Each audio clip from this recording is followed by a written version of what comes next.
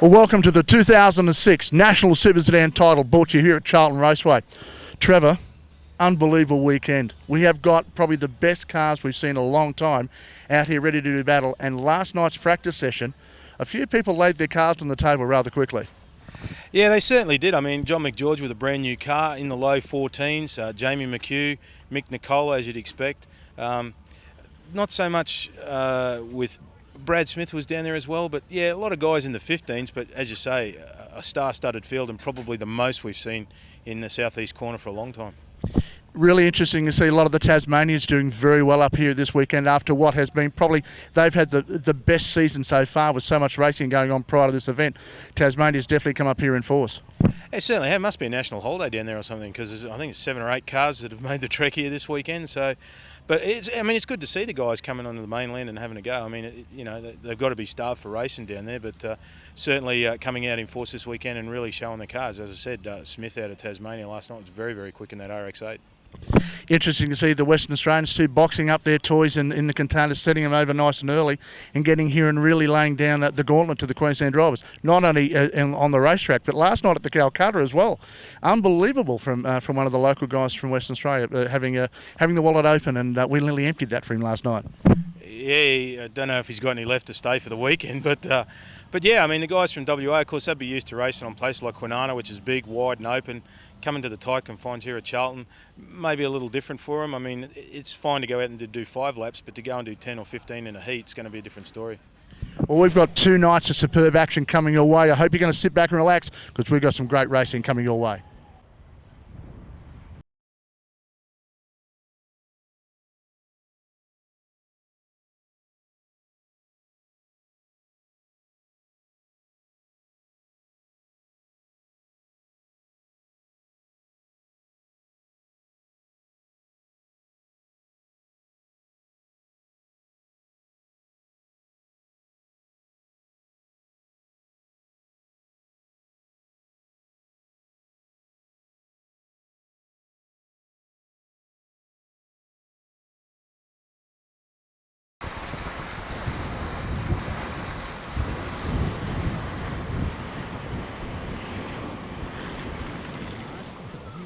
But he never injures himself. And why is it that the klutz never gets hurt? That's because I have all the right safety gear. Yep, red shops at Taylor Safety Equipment. Taylor Safety Equipment, your one-stop safety shop. Stocking. Trevor, we've got to have a piece of music up there to rev these guys up. Let's get it going nice and hard.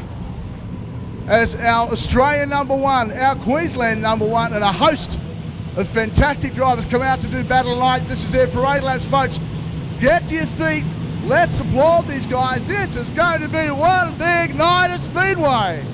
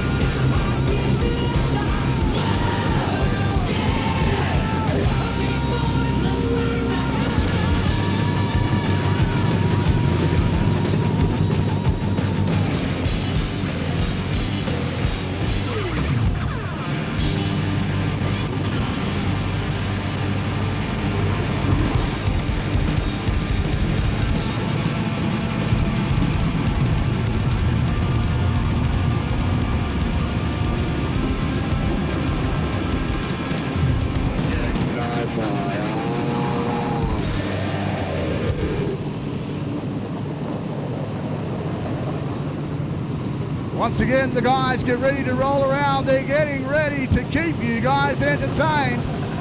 Get on your feet. We're going to be doing something very special shortly. Let these guys entertain you.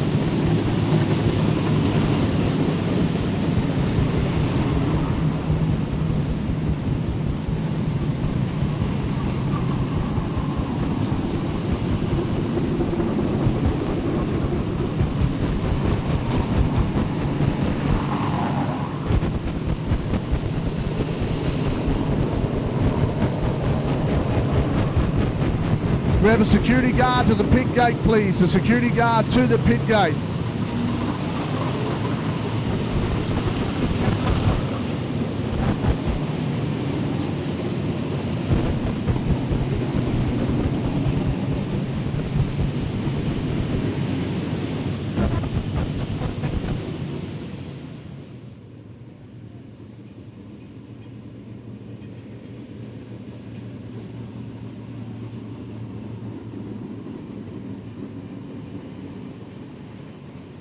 As you can see, folks, a great parade of cars. We are really looking forward to getting this whole situation underway very quickly.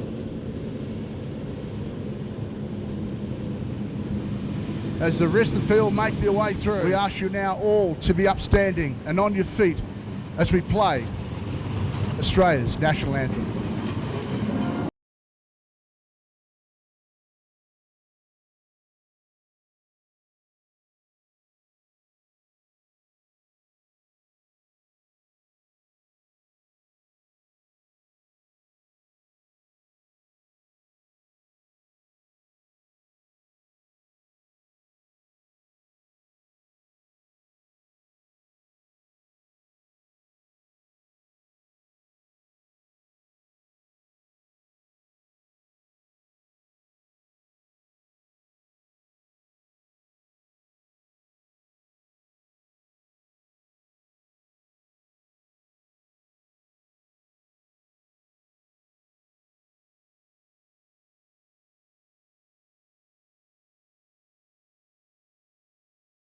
All right, folks, are we getting ready to race? What do you think? Let's give them a big round of applause. Well, joining me now at the Australian Super Sedan title, current Queensland #1 and man in form at the moment, Michael G. Michael, Australian Super Sedan title, you really want it? Oh, look, it'd be great. You know, last time we were up here, we won the Australian leader title, and to come up, you know, in our home state and take out this would be unreal. I was talking to Dave Weatherall yesterday. He said you've been fairly well informed with the Super Series, and he's hoping that you're going to carry that over here this weekend. Yeah, look, you know, we're just so happy with the car lately. It's going really good. You know, we got rid of the gremlins last night, broke a steering rack in practice, and had a massive oil dump yesterday as well. So we only got 2 sessions, but the car was good. I think we'll be fine. Yeah, can you attribute some of your performance to Ray Finch and Dave Colgrave? Oh yeah, certainly. You know, since Dave's been part of the team, the car's going really good. We made quite a few changes to the rear end and the chassis, and it's quite drivable. It's easy to drive. You know, I get out after 40 laps and I can do another 40. It's just so comfortable. Because you like Charlton, you've been around here many, many times. You said you won your Australian leader title here. Yeah, look, I love the place. It's great. You know, it's a 2-car wide track. You know, as long as everyone sort of, you know, rubs the top and gets it going, it's going to be a real good meeting.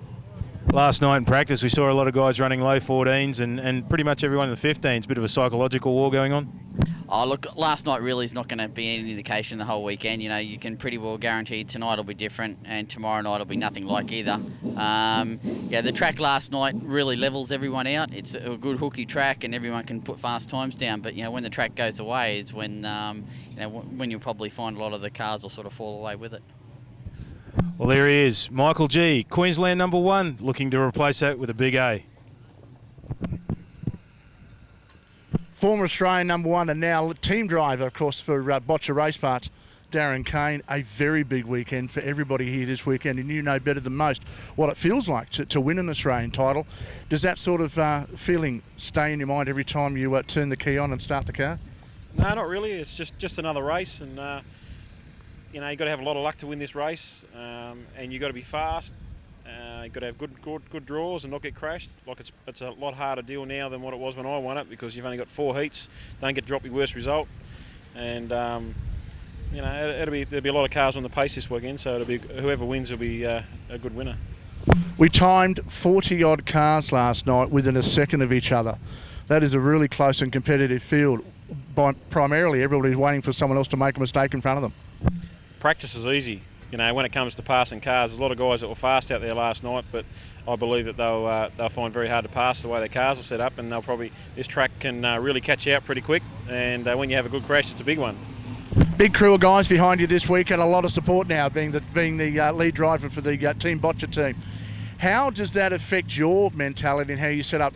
No longer having to worry about everything else, but just worried about your driving. Does it make it any easier? Oh no, it's still a pretty hard deal. You know, like we're still flat out selling parts, and we're trying to concentrate on the car. And we had a big crash here a couple of weeks ago, and we changed the car and went to Tasmania. Should have won first night out, and I believe we got robbed with a new setup. And last night in the middle session, we had the car going pretty quick, and then we went out and played for the rest of the session and probably went the wrong way a couple of times. But you know, it's still a learning curve to find out what the car's going to do. An Australian title for Ian Bosch would mean a lot to him, but it would mean a great lot to you as well, wouldn't it? Oh well, you know, I've still got another 20 years left of me. You know, I believe at the top level, and I'd love to win one for Ian, because he's never won an Australian title. And but you know, like saying that, it's just another race, and if it happens, it happens. Well, the car to watch tonight is going to be the Botcha Race Parts RX-8. I'll tell you what, none better than Darren Kane. The match, didn't we? We talked about that with Mick Nicola. He's done the match. You have to finish in the top 3 of each heat to put yourself somewhere near the front. Is that what we worked out? Yeah, that's right. Basically, we worked out that you've got to be in the top 3. If you finish, you know, a couple of fourths, it's really not going to be enough to put you in the top 5 or 6. And feasibly, most of the guys have worked out that that's where they really want to be going into the feature. But, geez, I tell you what, I think if you're in the top, as I said, if you're in the 20, it's going to be a rate of attrition for you. Lap through this place is going to be hard on every piece of machinery and the drivers as well after running 24 heats tonight. So, looks like we're about to get underway with Heat 1. Wes, it's over to you. Thanks very much, Trev, of course. O'Keefe on the front row. Beside him is Brett Higgins as we get ready to go racing the first laps in the 2006 Australian Super Sedan Championship was week on green. O'Keefe gets off the line well. Higgins on the outside. Michael G slides down looking for some traction, and G finds himself now underneath the car of Higgins into turn 3 and 4. O'Keefe leads us away, but here comes the Master Blaster. Michael G on the outside. G losing a bit of drive out there. O'Keefe down on the pole line defending well. Now the Master Blaster slid it up, and now he's the first heat here tonight. Unbelievable. Has had a great series at Tasmania and now brings us through this. Well, oh, Bradford turned around, but off the track we may not pull a line. It looks like we probably won't.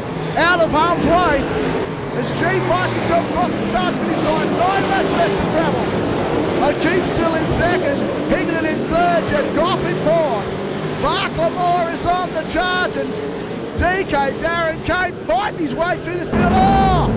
Goffey goes round, contact in the back. As the crowd get ready and have seen their first yellow light here tonight. Field board as he comes past.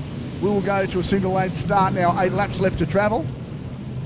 And Michael G, well, he's done a great job to get back to where he was. Start line, Michael G will lead us away on the restart. As we go green, Michael G stands up. He gets nice and loud. Turn 1 and 2. Oh, Peter Warren goes to the high, searching for a bit of bite, but he now falls back into the clutches of Adam Bradford and Rod Goff. But out front, Michael G, the Master Blaster. Mark Lamore and Darren Kane have pushed the way through. They're now sitting 4th place. Darren Kane is on the move.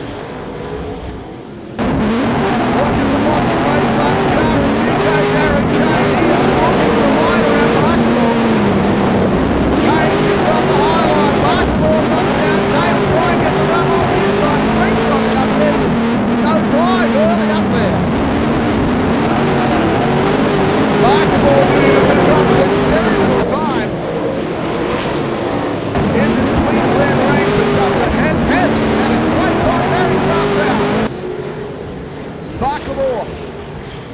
Doesn't spend a lot of time at the Charlton Raceway, but really has got a good grip of it so far.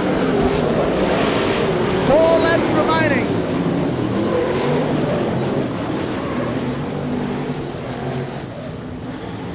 As the lights come on.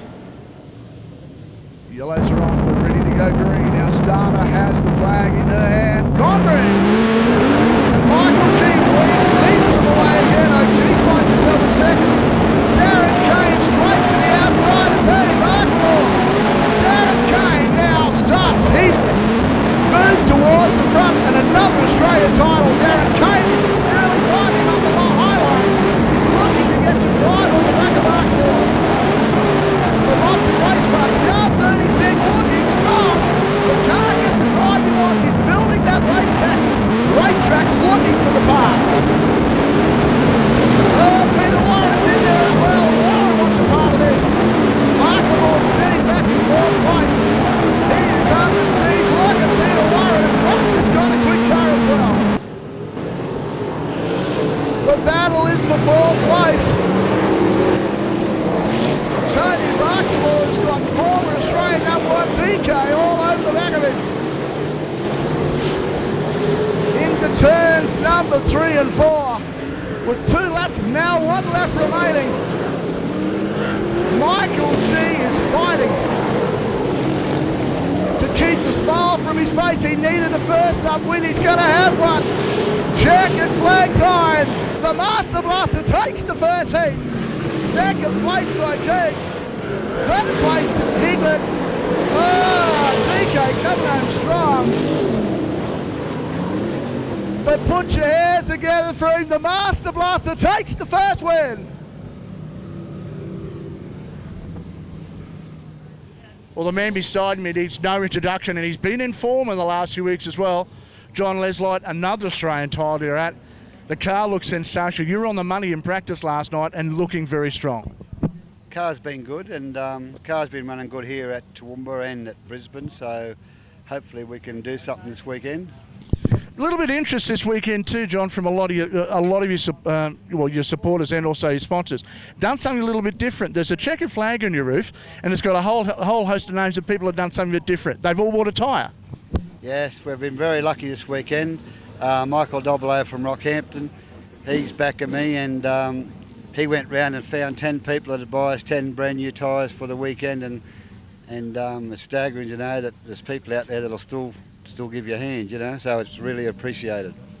John, an Australian title would mean the world to you. I mean, you've won every knowing state title that's available possibly, and the national title's always eluded you. How much does it mean to a guy like you? Yeah, well, it'd be nice. I'm just about having my day, and it'd be nice to win one. I won't be that disappointed if I don't win, but it would be nice to win one. We've won nearly every other race they've offered, and if it happens, it happens. If it don't, well, we'll just have to battle on. Well, a good money last night was on John in the Calcutta. I don't think that's a too heavy burden for him to carry. Watch out for John Leslite on the track.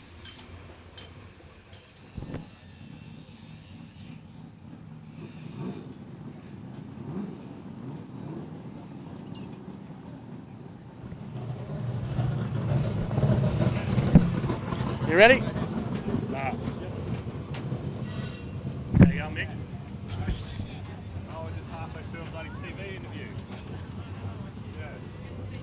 I told him he had to wait. Well, one of the more important things for a driver to do is actually answer the phone from oncoming fans, sponsors, and everything else. Now, of course, Wayne Brim's current New South Wales #1. Just about to start an interview with us, had to answer a phone, and unfortunately for him, that may be the last time he gets to be the first to do anything this weekend. All right, I'm just having a funny your expense, sorry. Right. You ready? Okay. Coming here this weekend with a lot of form under his belt is current New South Wales #1, Wayne Brims. Wayne, a national title looms for someone this weekend and the pressure's on. Last night in practice, the car was quick at stages and you seem to be coming to grips with what can be a very tricky circuit. Yeah, we had a hard time last night and nothing went my way, but we pulled it apart this morning and found out one of the shockies on the right front was completely had it, so that makes an excuse why I wasn't going very good last night, so I'm hoping it's a lot better tonight.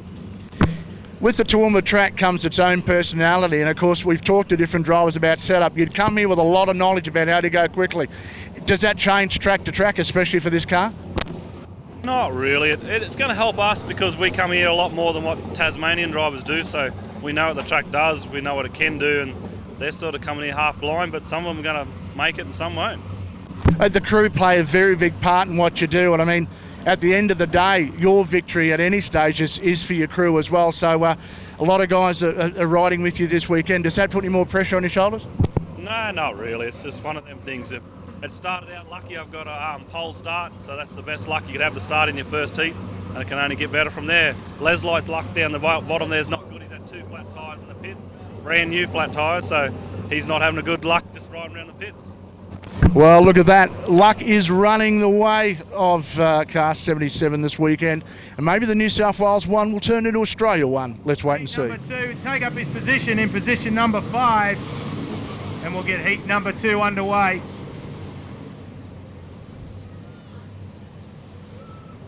Harper slots into his position. The yellows are out on the racetrack. 12 laps on the board. Heat number 2 about to get underway. Brims and Watts on the front row. Corn, Leslite, Harper and Hawkins in 3.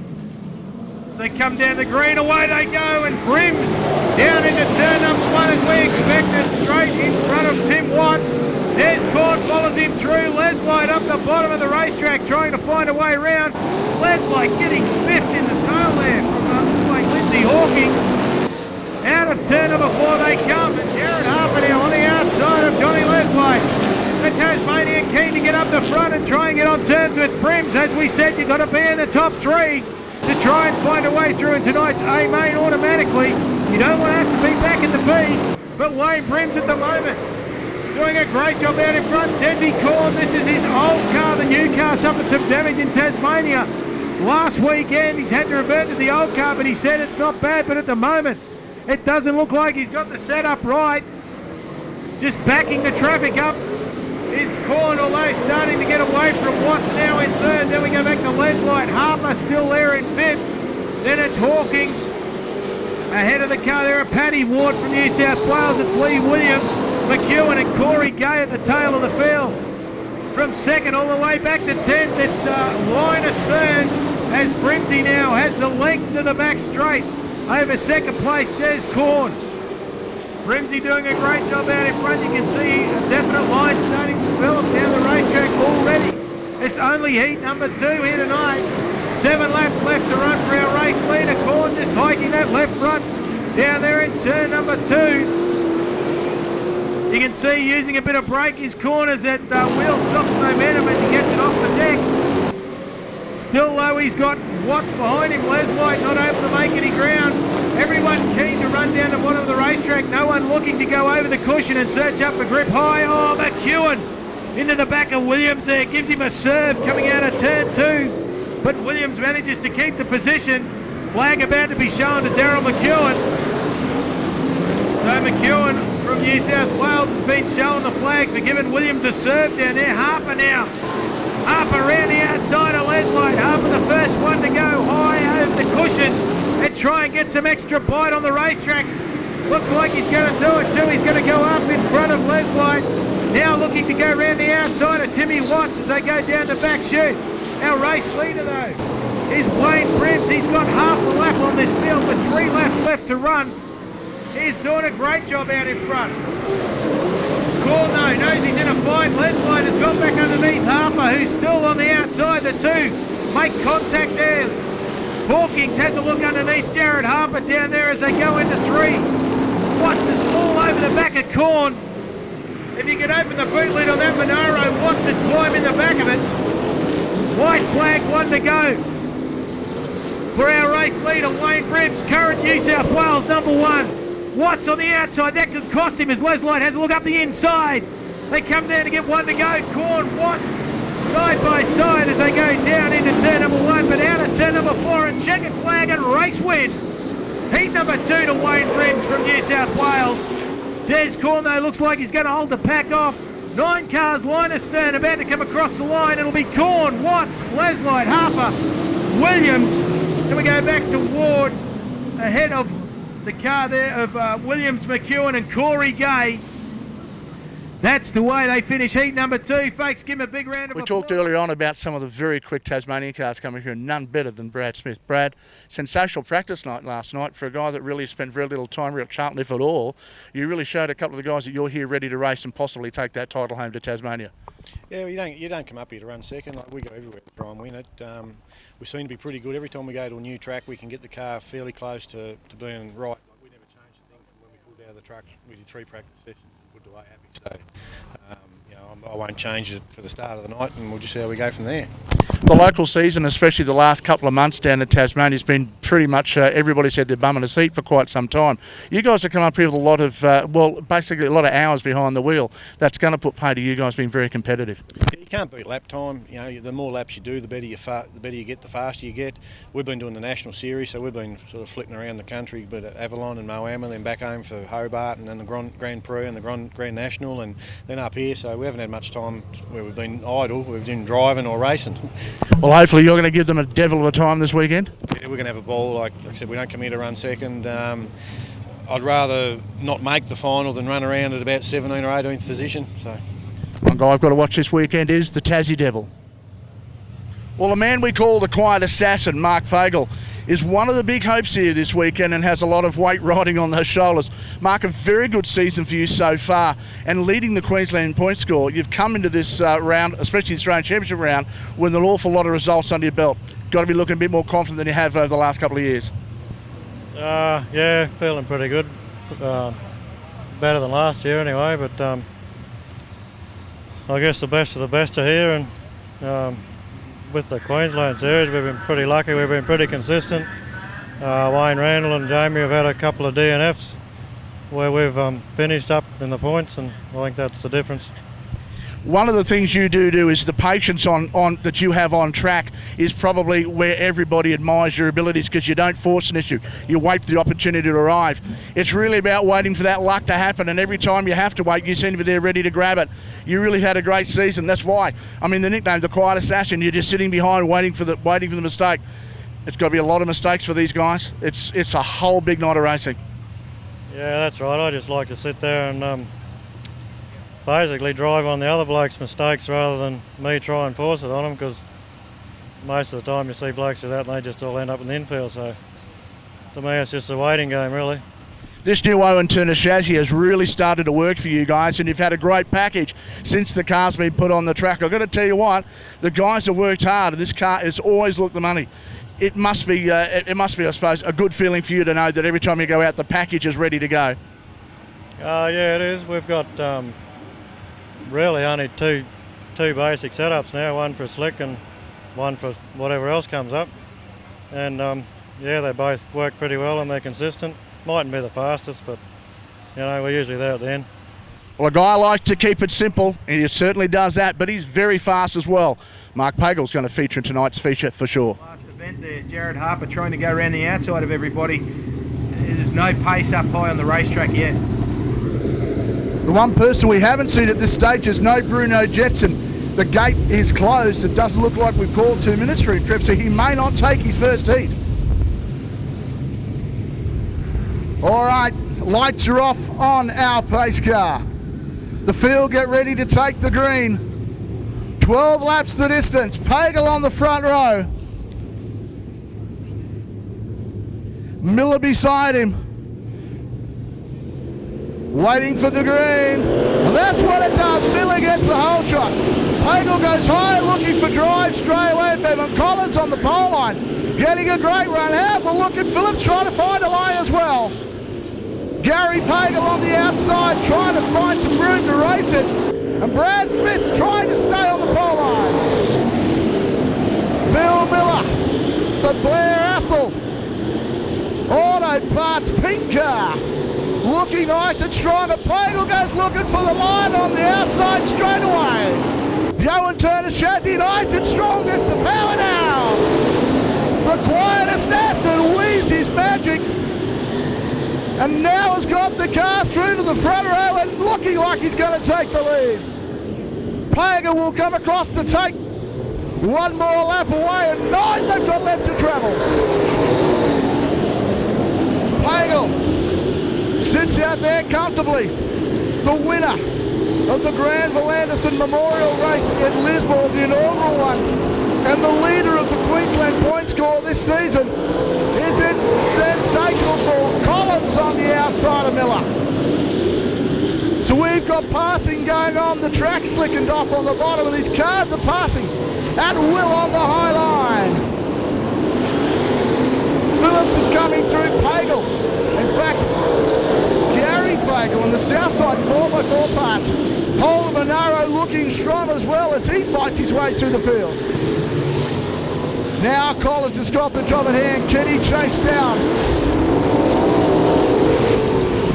the rest of these cars as they go line to stern? Oh, Collins washed up in the middle of turn number 1, costing him some valuable time, and now giving a breather to the quiet assassin Pagel. 5 laps left to travel, and Pagel's drifting up high as well. The track has really started to slick off, and these guys are adjusting the cars accordingly. They'll be changing the weight jacking. A lot of the teams out there watching the cars will be setting them up and slightly changing the setup prior to coming out. Look at Smith and the little transport car. The Mazda RX-8 fighting to find a way in or around the car of Gary Pagel. Pagel on the back to Jeff Phillips. Phillips drifting a little wide. Pagel sticking his nose up the inside, but no room for him there. 2 laps left to travel, and Collins is starting to close that gap. Pagel will come round. Oh, look at Gary Pagel fighting to keep the car off the inside of the track. 1 lap left to travel. Bevan Collins doing the chasing. So is Bill Miller. But down the back straight for the last time. Coming towards turns 3 and 4. Pagel goes up onto the boards. Problem with the car. He's going to drive it over the fence. He does. Takes the win in sensational form. But a problem with that car right on the last. Second place to Collins. Miller in for 3rd. But a spectacular finish at that trip. Did you see it?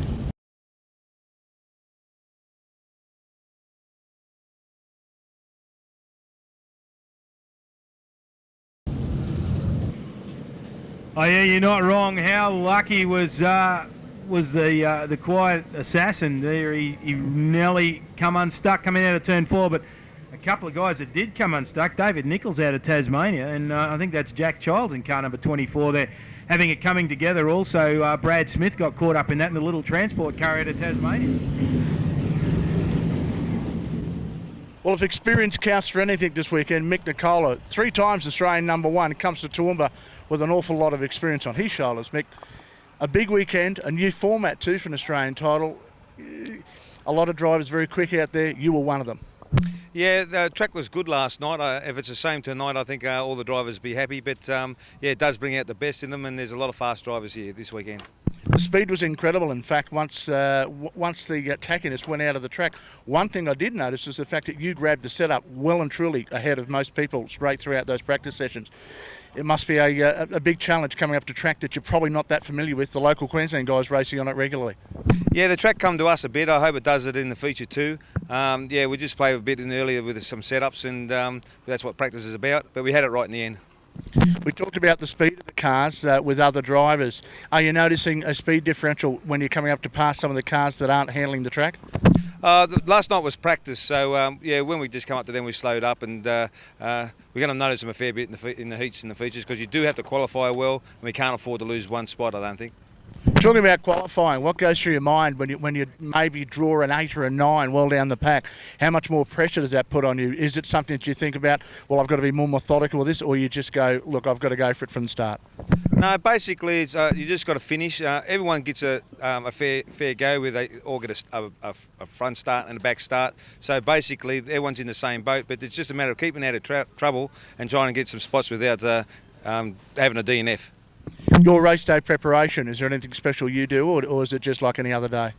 No, basically, you got to have a bit of a luck along the way, and just keep out of trouble, and if you can get a few spots, you'll always be there at the end.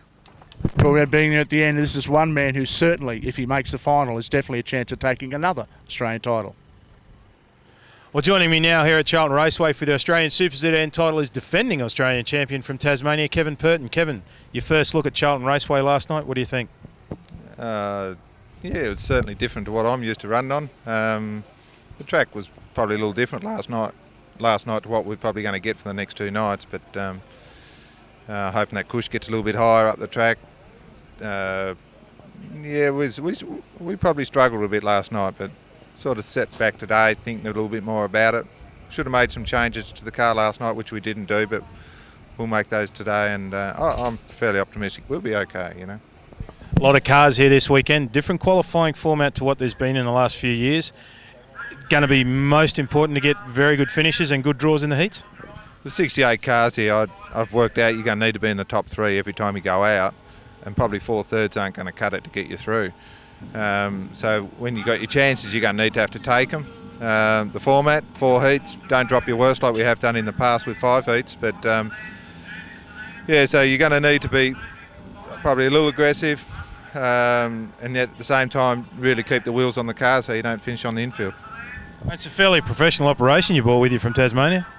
I got a lot of good support, you know, with John and Margaret Randall and DuPont, Colour World, Michael Mitchell's Plastic World and Turbo Roofing, and these guys, mate, they make all this sort of thing happen, you know. Like I only run a small panel shop when it's all said and done, and without these guys' help, we wouldn't be doing what we're doing. Well, there he is, defending Australian champion Kevin Purton, looking to make it back-to-back A1s this weekend. Also from Queensland out of position 10 in car number 47.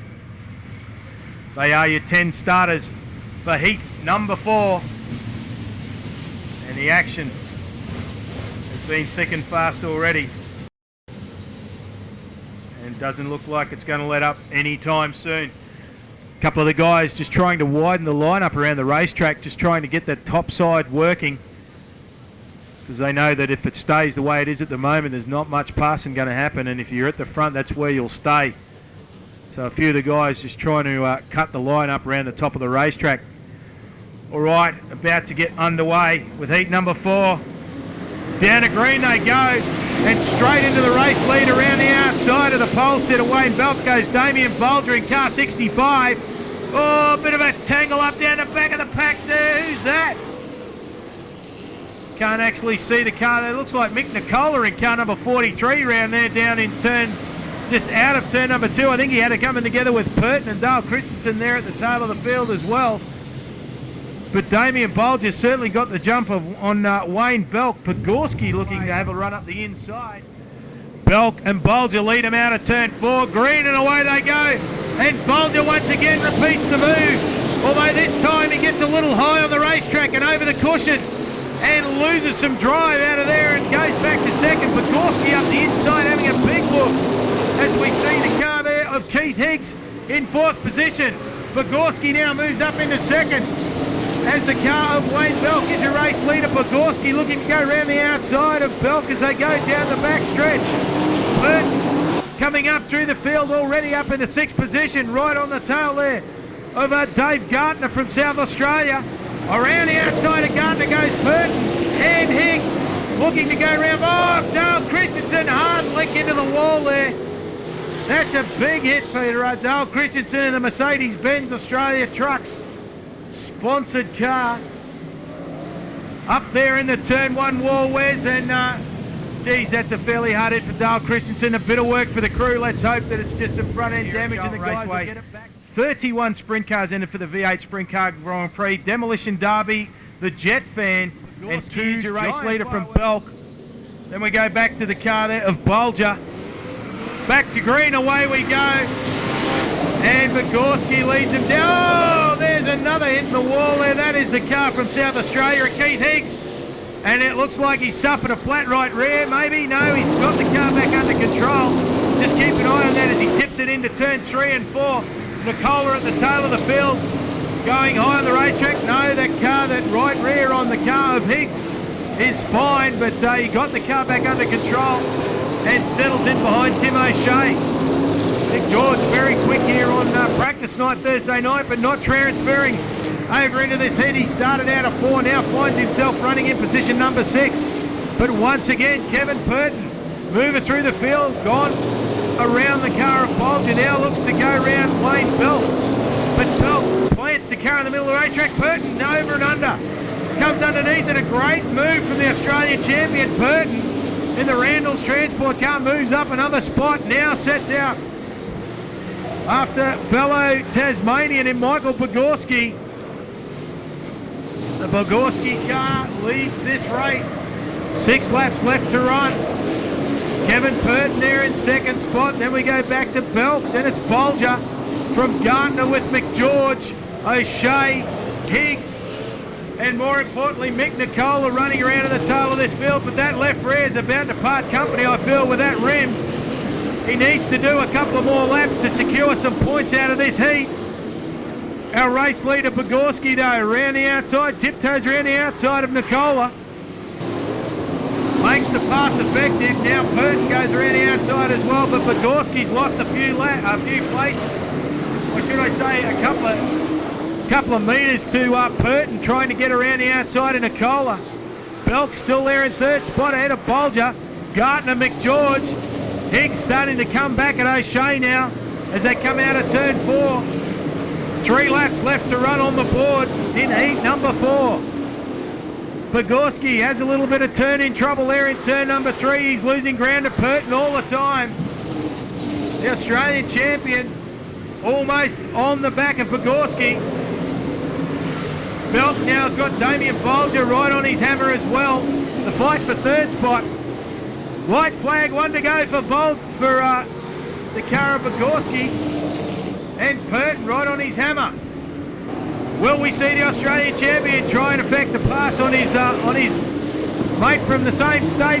Side by side, they go through turn number 4, but Bogorski's got the bottom run and gets better drive than Purton and will take the race win. So Michael Bogorski in first, Kevin Purton in for second. It's going to be Belk in for third ahead of Bolger, Gardner, McGeorge, Higgs, O'Shea. Somewhere there we lost the...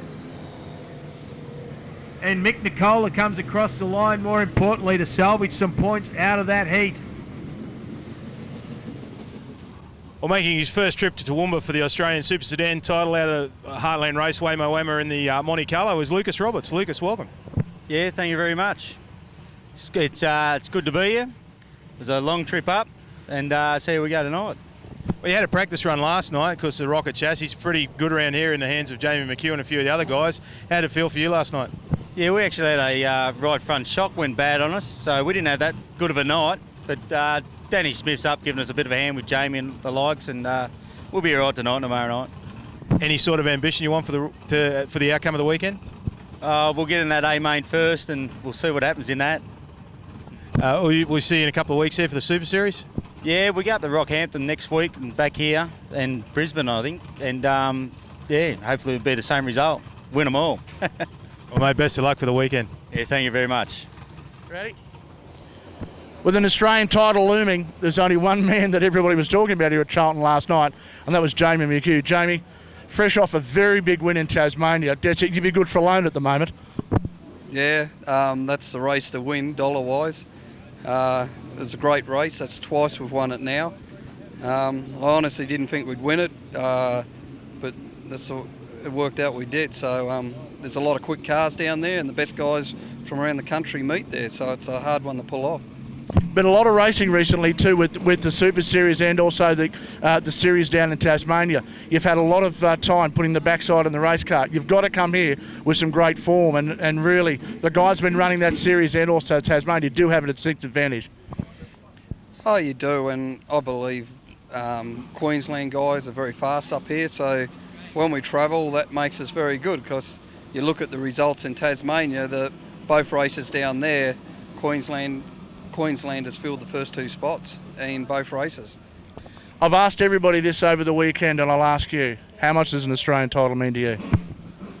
Look, everyone wants to win one. There's no doubt I'd like to win one. I just try not to put too much pressure on myself. I try and treat, it's like the race in Tasmania, I just try and treat them as another race, because I think if you try and get too worked up, that's when you don't think straight and you make mistakes. Well, the Micro Man might be treating this as just another race, but I tell you what, if I had my money on anybody, this would be a guy that's got to be somewhere close to the podium. This may be the last hurrah for him. The NZ car, the Parker Stores car of Luke Pine, will come out of position number 4. Out of 5, Steve Van Zyl and Lucas Roberts out of 6. The rookie Steve Jordan out of 7. McHugh out of 8. Steve Vaughan out of 9. And Lenny Black out of 10. These guys are getting ready. And I tell you what, this is going to be a heat. Watch that 5th and 4th row. These guys are going to try and get to the front as we get ready to go green. That's what we do. Reverend Ronnie Pine, Shane Lau goes round. And everything was on for young and old in the middle of that from the start. Well, Trevor looked like Shane gassed that car up and it stood its tail up and pointed it towards the boards.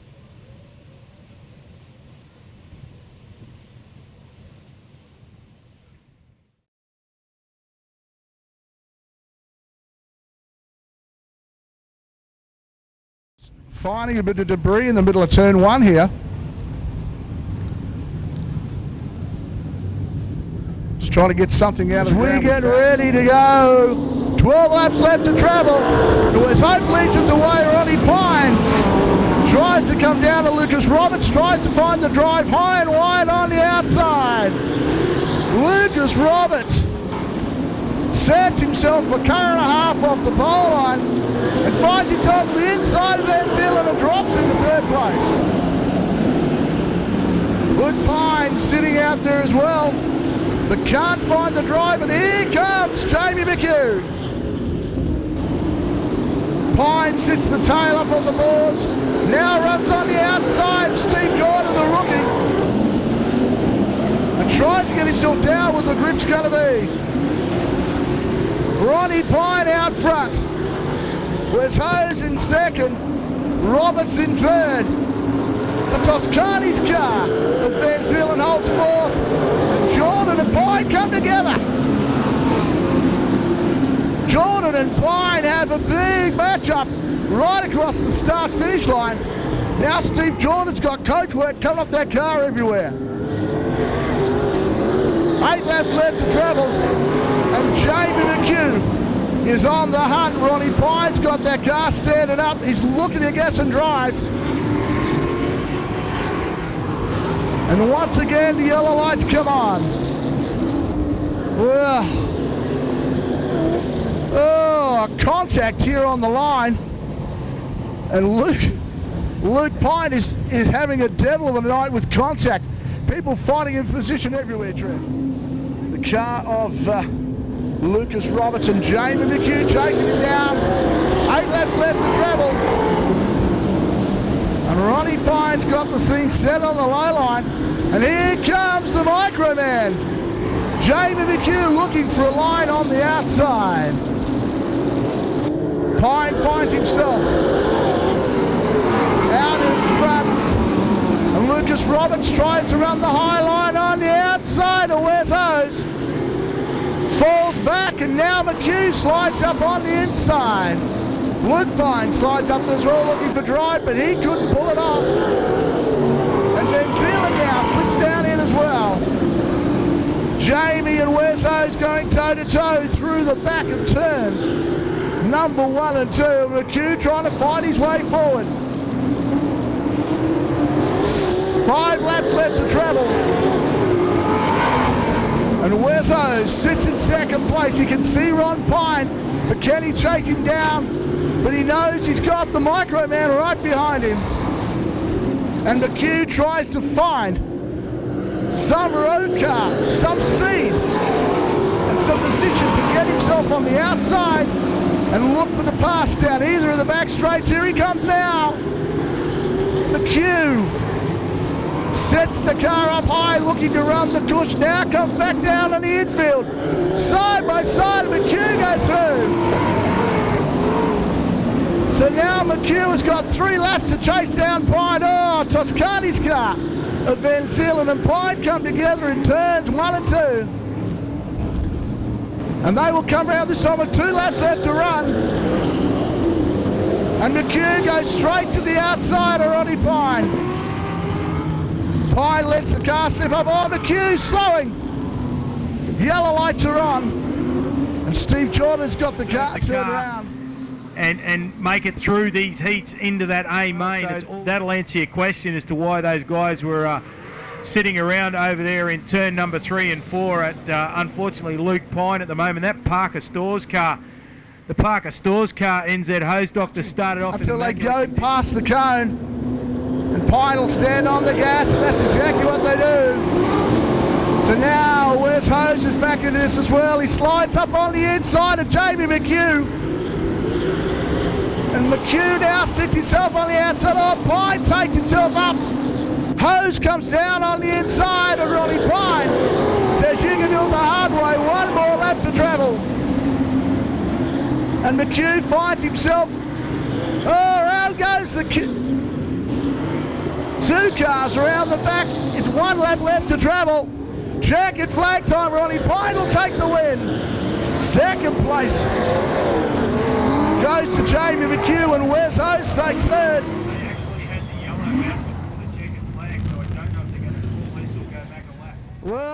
Well, joining me now is probably the sentimental favourite for the weekend and a man who's long overdue to wear Australia won, Wayne Randall. Wayne, welcome to Charlton.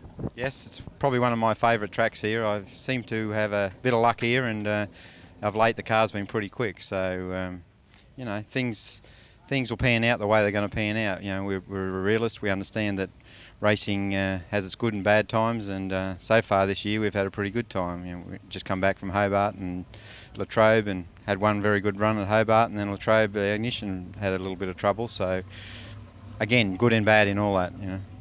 I guess for the first time in a long time in Australian title, you're in control of your own destiny. Yeah, that's good and bad in that too, you know.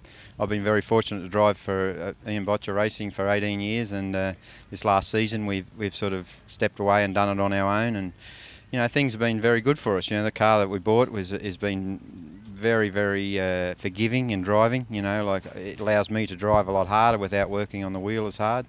We've got a very, very good crew around us. You know, my family's involved. Hilton Martin and his son has come on board with this year, and I got guys from work that help me, and you know, we're a pretty good team. We all seem to gel together, and we all know what we've got to do, and makes my job easier when everyone else does a lot of the work, you know. But you know, sponsors is a very important part of this game. You know, I've got Performance Wholesale that come on board and helped us this year. You know, the Avco Shock Doctor, which is part of us, they sort of contribute as much as they can, but without other people like Performance Wholesale, Weatherall Prestige Auto Bodies, they do the painting and the sign writing for us. We got Treads International, a tyre company that sort of contributes. Crimsafe, another very good company that's sort of involved in Speedway, not only in sedans, in modified rods. Just they've helped us immensely, and there's some other people who helped us too, and I thank them as well, you know. Because as I said, you're in control of your own destiny, and over the last 12 months you've got your engine business and your shock business, but have you found it like doubly hard trying to run your own race team as well? Oh yeah, that's what I say, there's good and bad. When you asked me that question before, you know, there's good that you can be controlling your own destiny, but the workload is just, it's hard to explain. You know, you just keep working and working, and there's no sort of relaxing. But we knew that when we took it on, you know, and we said we'd do it for 12 months and give it a good effort. You know, so far we've done it for 6 months, and I think the work you put into it at home pays reward at the track. You know, I learnt that many years ago, and our car goes out there and it's generally the best that we can give it. Sometimes I believe I could be a little bit more fanatical, you know, like picking on things and experiment with things, but you know, there's an old saying, don't touch nothing that's not broke, you know.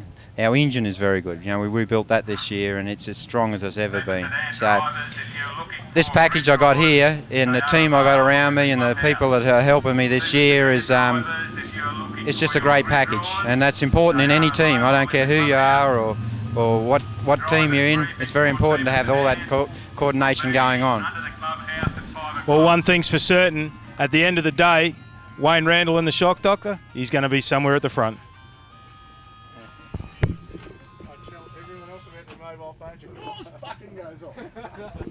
I was just about ready to throw it when Wayne stopped talking. Well, having a pile of fun this weekend in the tooltruck.com.au car is Paul Geary. Paul, lots of fun here at the Australian title. Mate, the best part is there's such a good number of cars here. absolutely awesome to see over 60 cars. If we can qualify, we'll be more than happy. Mate, you've had a fairly good season up until now. Looking to carry that form on into the title and get into the A main and have a crack at that big A1. That's exactly what we're here for. We're not trying to claim anything. If we can get into the A main, we'll be absolutely over the moon. A lot of it's thanks to sponsors like Mitre 10 Mega, Tooltruck.com, K&M Automotive Parts, Red Devil Radiators. They've all helped me big time. Southside Auto Detailers. Without those people, we won't be here. Mate, your crew's a fairly tight-knit operation too, a bit of family involvement there as well, and it's good to see. Hey, I've got two guys that have been with me for 20 years. I've got my 21-year-old son and my other two 18-year-old sons are here helping me tonight. It is a big effort from my family. Without them, and without Shane, it'd be just we wouldn't be here. We couldn't do it. Mate, you love the Charlton track. Like, who do you rate as your biggest, what would I say, enemies, I guess, for the weekend? Well, we don't have any enemies, but I'll give you one thing. There's probably 20 guys out there that can win the race. Jamie McHugh, Wayne Randall, just to name a couple. John Leslite, John McGeorge, Mark Pagel. They're all very, very good, and there's probably another 20 that I don't know about. Well, he's had a great season so far, and this weekend he's looking to get into the A main and at least get in the top 3 for the Australian title. Heat number 6 on the racetrack, as we said. Brett Smith, Ian Brims, Ray Lane, Matthew Williams, Bert Vosbergen, Paul Geary, Lindsay Barnes, Wayne Randall and Peter Nicola. This will complete our first round of heats. How fast will Wayne Randall try and get through this field? Paul Geary, always a consistent man this season in the tooltruck.com. Car number 9. Smith and Brims bring him out of turn 4 down to the green. Away they go. Smith gets the jump on Brims. Turns it into 1 and holds out Brims. So it's Smith from Brims. Up the inside of Brims at the moment. It looks like it may be Ray Lane in car number 94. Smith! No! Not what you want. Randall involved in that. As well as Lindsay Barnes. Might be Bert Vosbergen in there as well. I can't see. I know Vosbergen's over there running around. Geary got out of that as well. Bit of a Houdini act there from Paul Geary. Brim's okay, but there is a pile of cars over there in turn number 4. I'm just trying to see the roof numbers from here. 53. Smith out of this with a flat right front, so...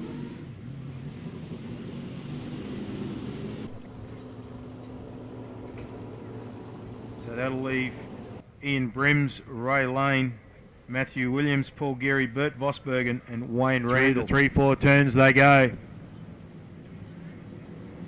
Ray Lane down on the pole line. Green, away they go. 12 laps the journey in heat number 6. Brims looks around the outside of Lane. Vosbergen and Williams rubbing panels there. Over third position as they go down the back stretch. Comes out in favour of Matthew Williams. Vosbergen now has got Geary on the outside and Randall having a look up the inside. They're almost 3 wide as they go across the stripe for the first time. And it is Ray Lane, your race leader from Brims. Williams down the back chute. Geary now has got in front of Vosbergen. Wayne Randall has a look up the inside of the WA car as they go through turn number 4. Randall on the inside of Vosbergen now, looking to make some ground. Geary sitting there behind Matthew Williams. Randall and Vosbergen side by side as they go down the back stretch. Now, still side by side for Randall and Vosbergen. Vosbergen though very, very high as he comes out of turn 2 and loses the position to Randall now, who's side by side with Paul Geary. So this is the battle for 4th position on the racetrack, but Ray Lane is your race leader, the unsponsored car number 94. Down the back chute he goes. Brims in second spot ahead of Matthew Williams. Randall now moves up from Paul Geary, takes over 4th position. Sets out after the North Sheet metal car. Williams now has Wayne Randall, the shock doctor, up the inside, but now sits behind him. As they go into turn number 3, Geary losing a bit of pace. He's got Vosbergen all over the back of him now. Vosbergen, 7 times Western Australian champion. He's no slouch behind the wheel. First time he's been to Charlton Raceway and just having a little bit of trouble getting some setup on the car. You can bet your bottom dollar that when Vosbergen gets a handle on it, he is going to be quick. Wayne Randall, though, still trying to find a way underneath McHugh Williams as they go down the back straight once again. Ray Lane still your race leader, though. Gives Brim a little look up the inside. Brims tries to go down there, but Lane closes it down very, very quickly. These cars line astern. Nothing's changed for the last few laps. We've got 4 to run. There'll be 3 this time by. Paul Geary, though, he's got Vosbergen, who's having a look around the outside of the dual truck car now.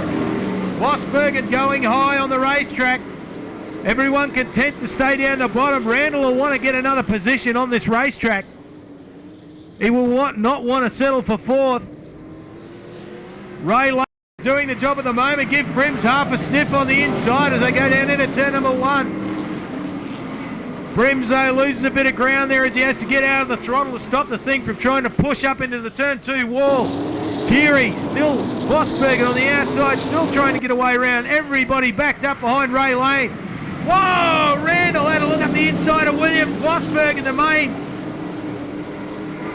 gainer out of that lot. Randall's gone back to 5th, and Geary there give Randall a big shot in the tail. But it's checkered flag time as they come out of turn 4, and Ray Lane's going to take a heat lead in car 94. Brims in for 2nd. McHugh Williams is going to get 3rd. I think it's Vosbergen, then Randall, and Paul Geary will round out the field in car number 9. Oh, look out. She's still on for young and old over there. Well, Wayne Randall. I'm not sure if he got Vosbergen on line. I don't think so. I think Vosbergen might have got him by a bumper bar. But the main fact is, our race winner for heat number 6. Give him a big round of applause, folks. And the unsponsored car number 94, Ray Lane. This may very well be the last hurrah for Luke Pine in Super Sedans. And Luke, having a good season so far in of course, the sprint cars.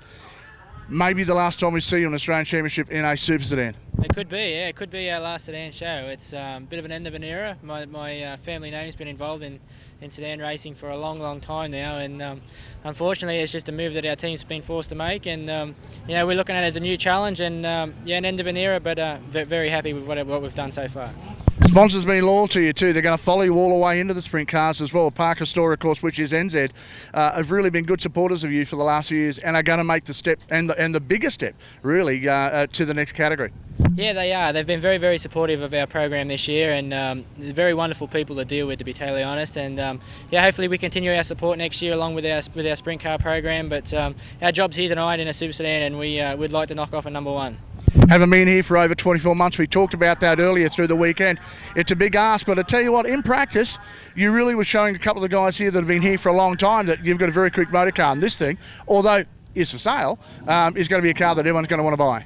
Well, hopefully our car is a very, very good package. The downside to this weekend, I think, may be the driver. I've done 3 shows in a Super Sedan all year. You never forget what you know, but you're just not quite sharp. When you come race against the competitors that's here this weekend, you really need to be on top of your game, and to do that you need to be behind the wheel of a Super Sedan week in, week out like the Queensland guys are. And unfortunately we haven't had that, but we just got to find it in other areas and hopefully make up for that. Well, natural talent is something this family's got, and I'll tell you what, when it comes time to talk to people on the podium, you've got to be sure that the name Pine is possibly going to be there.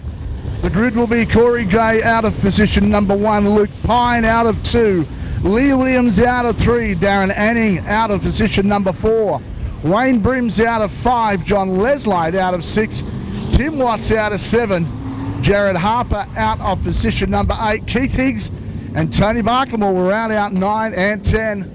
So we get ready to go green. It's in the starter's hands. 12 laps the distance, as we know. Away we go. Corey Gay on the inside, but tell you what, he has been gobbled up by Luke Pine, and William slots on the inside as well. Yellow lights back on. No one liked that start. Oh, 3 and 4 getting ready for the start. As we get ready to go green, we do again. Once again, Pine takes the green. Gay gets called on the low line, and Pine got away to a great start. No lights this time. So Luke Pine leads us away. Corey Gay in second, Williams in third. Leslite trying to find his way through on the pole line. Have a look on the outside. It's car 25, Jared Harper. Happy to run the highlight. Oh, contact over the back. Big contact, in fact. Jared Harper got tagged and cars coming onto the infield. Oh, I didn't even flinch because I've got 30 great tyres in front of me. No way they're going to get me a second time, these race cars. Tim Watts is the one we're worried about. He did contact the wall hard, trying to avoid everybody, but looks like we've got some suspension damage to the car of for him. That car looking like it was going to run strong, high and wide on the outside. The cars are out of position, in fact, I thought. But looks like I may be wrong as they come round to take the green. Once again, Pine reads the start well. And Leslite goes straight to the outside.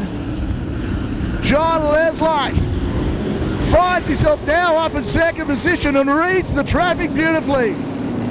Brimsey fights his way through on the inside of Arklemore. And Williams slides up on the middle of Corey Gay as well. Gay gets it a bit high, gets it a bit wide, and Leslite's looking for racing room on the boards. Johnny Leslite, a man who was the highest bid driver in Thursday night's Calcutta, runs the high line on the outside of Luke Pine. Leslite backs out of that. Pine throws the tail up and cuts him out of the corner. We'll have a look at Luke Pine. From zero to hero so far in this heat. And Luke Pine will know all about Johnny Leslite very shortly. Pine makes a mistake. Leslite down on the inside. Contact. And Johnny Leslite into the lead. Leslite now just sits the car a little higher than the pole line. Gets the drive and now starts to open that gap between him and Luke Pine. Williams sits back in third. And the man coming home strong is the car of Wayne Brims. Brimsy sitting up high. Oh, out they go. Corey Gay causes the stoppage. Cars go everywhere trying to avoid him. And once again, the yellows come on. Johnny Leslite didn't even turn a wheel and cut two brand new tyres. So maybe the hoodoo's off his back. Maybe John Leslite that he wins an Australian title.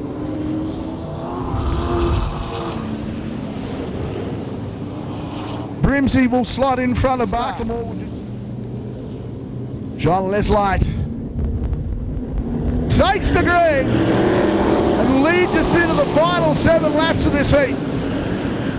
Have a look at Williams on the back of Luke Pine, and here comes Wayne Brims. New South Wales number 1, Watch Australia 1 as well. And he is starting to really sit. Oh, Williams on the inside of Pine. Luke Pine fighting back, but Williams, a great dart down the inside, and now finds himself up in second place. Leslite sets the car up, and Pine is holding the field up. As down the inside goes Wayne Brims. Pine straight back onto the gas, sets the car up high, and Wayne Brims now finds himself in third. Through and across for 4 more laps left to travel. The battle at the rear is where it's all happening. In fact, it's Keith Higgs making a move on the outside of Tony Barkamore, running the high line and getting the drive.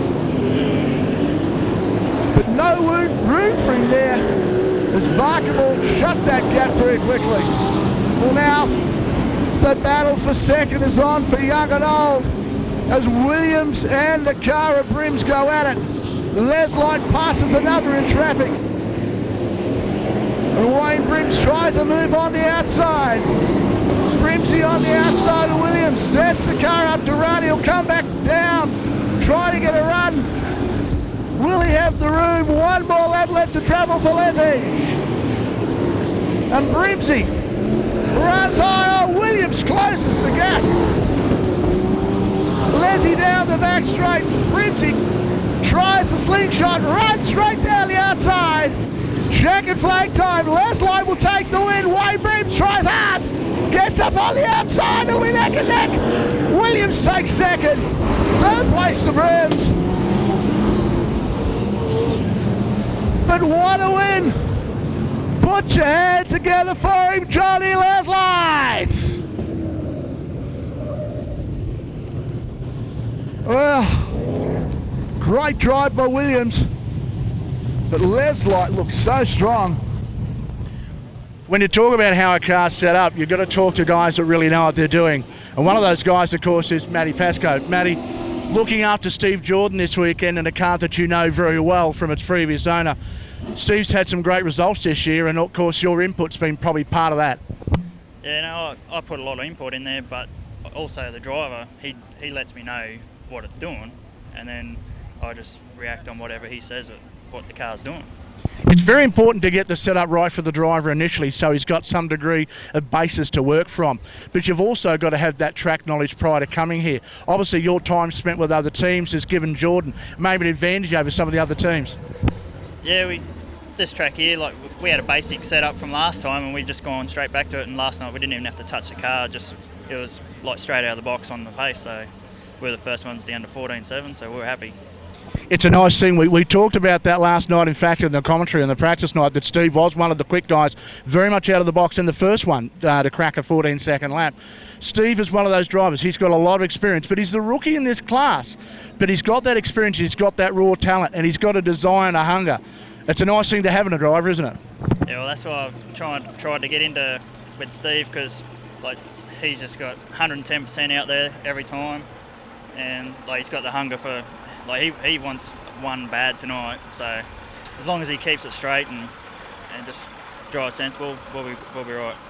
One of the interesting things that I've noticed with a lot of the guys, in fact, as we get wet boots as the water truck comes past, is that a lot of the guys go out and try to go quick straight from the green. He looked at that car last night. He worked on several corners first to get a good feel for the car. That's an experienced head on really quite young shoulders. Steve's not an older guy. I know you're a young driver with aspirations as well. I've just spent some time overseas, of course, with a marvellous USA team. Is that really the case? Do you get the same feeling that Steve really has got what it takes to maybe bring him towards an Australian title? Yeah, no, he's got it all right. It's just on the night you've just got to have a bit of luck, and just make sure you get through the traffic all right without getting taken out. Like he can go around the outside, he can put the car wherever he wants. He's just got that much confidence in the car. He's happy with it, so I'm happy too, because I've done the setup. So going from one Steve, of course we're talking about Steve Francis, United States, coming back here and picking up Steve Jordan. Mate, is Steve a lucky omen? I don't know. Might be. I don't know. Well, talking about the Steve factor, we'll be watching Steve Jordan tonight, but the man behind that then is, of course, the fantastic Matty Pascoe. Well, a guy we've all affectionately nicknamed the Rookie. I'll tell you what, he's no rookie at all. Steve Jordan, former modified production champion, now running in the Super Sedans. Mate, a big call. This your first national championship? Certainly is, yeah. It's going to be a hard one. I mean, there's a lot of great guys here that I've watched over the many years of watching Super Sedans. It's going to be good to get amongst them. Mate, one thing I really have noticed over the last little while, you really have grabbed this category and started to wring its neck. You know, it's hard to be the rookie. It's hard to be very green at this, but you've had a good helping hand along the way as well. Certainly have, yeah. No, you've got to have the right people behind you. You know, it's not just the driver that can do it all. You've got to have set up. Your car's got to be there. You've got to have that stroke of luck as well. And I'll tell you what, when you get the package together, you can do good things, you know. And it's hard, I suppose, now you're running your own show, not driving someone else's car. So obviously getting the money together to do that, it's the sponsors that keep you there. Guys like AAA Towing have been really good to you now. And, of course, the guys from Aussie Track are helping you out as well. Tell you what, they're only small sponsors, but I'll tell you what, they do help in a big way. I mean, AAA Brisbane Tilt Trays, I mean, they supply the fuel to the car. He's only a little bloke himself as a supporter. I'll tell you, it's a great help, you know, you need them. Matty Pascoe helps with the chassis rollout, and like you say, with Aussie Trackwear, with all the race gear, You haven't got them blokes behind you, sort of things can be a lot tight, you know, real tight. A lot of guys said you pulled a lucky coup when you bought the car. You got the guy that's previously setting it up for its previous owner as well. So Matty Pascoe came virtually nearly with the package, with Matty spending so much time with Steve Francis overseas the last while, and before then, of course, at Botcha Race Parks. That knowledge, all that knowledge on such young shoulders is a magic find. Exactly right. I mean, he's come back from there 3 months. He was over there, and like you say, with the knowledge he's got, he's so switched on that he's put it straight into the car. And we just went out for practice there on Thursday and just mucked around with it, and she just triggered up straight away. You know, it was really good. Made it easier in my job. You know. Well, he says he's got an easy job to do, but I don't know whether that's going to be the case. First National Championship theme, we'll watch the rookie later on this evening. One cowboy who's been everywhere in the last few months is Des Corn. Now, cowboy, mate, you've had a very big few months running around with the National Series and also running in Tasmania as well. A big season, probably not the results you were looking for, but you really have had a lot of time in that race car. It looks fast. Yeah, it is. Well, I wish... Yeah, we've done a lot running around the country and we've been competitive really quick, but we had to bring our old car out for the title, which is unfortunate because our new car got damaged really bad at Tassie and we didn't have time to repair it. And but the old car is just as fast and just as good, and so yeah, we're hoping for a good run tonight. Bit of luck. Your results here at Toowoomba speak themselves. You've been very, very quick over the last few appearances in the Queensland Series here. I've got to tell you what, a few people were talking about you. We had the stopwatch on you in practice. That car looked very fast. Yeah, the car's good, and we weren't as quick as we wanted to be in practice because we're pretty tight, and but we've sorted that out now, and yeah, we'll definitely be quicker tonight.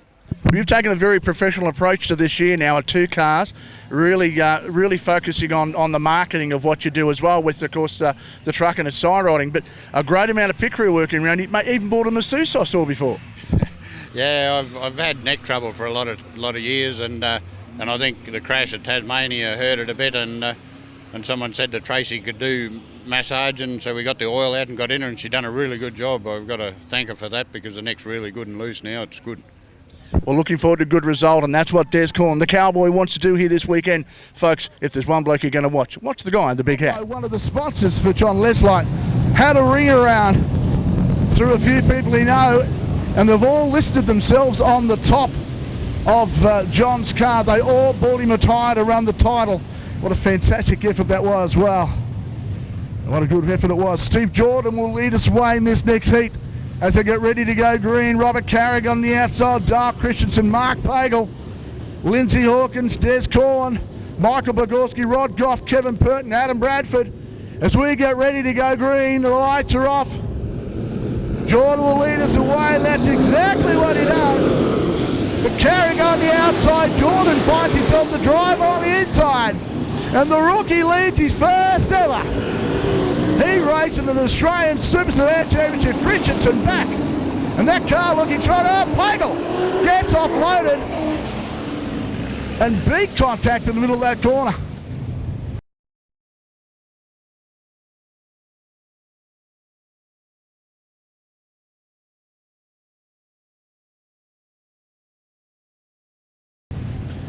Oh, Trev. An unbelievable heat before, and this one going exactly the same way.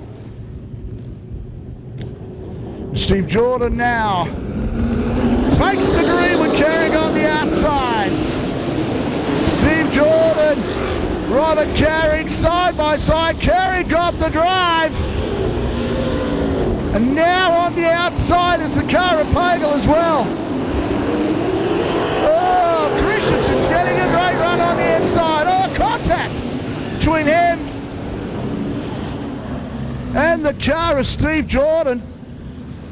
Well, something had to give, and I'll tell you what, I wouldn't want to be a steward at this meeting for love of the outside lane, as he's the only person on the back row.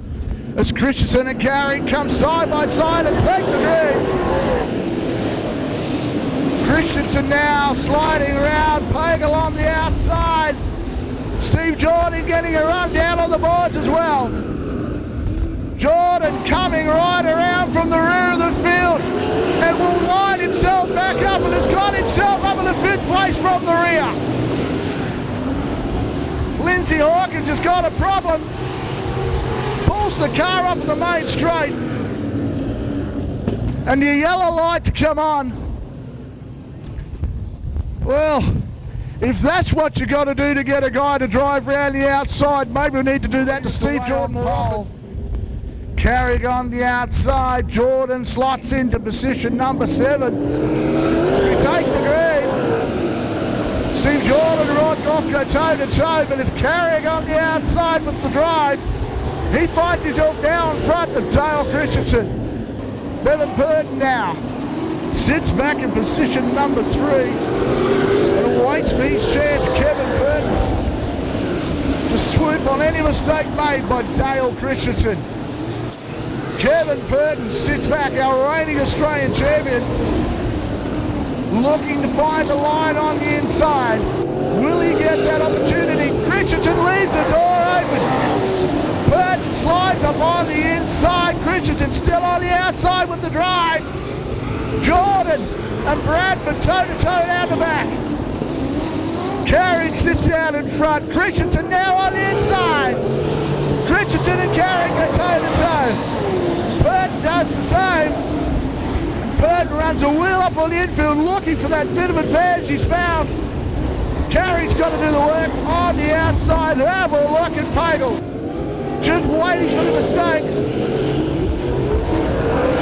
Steve Jordan now makes his way to 5th place for the 2nd time. Oh, does he caught up onto the boards? Yellow lights come on.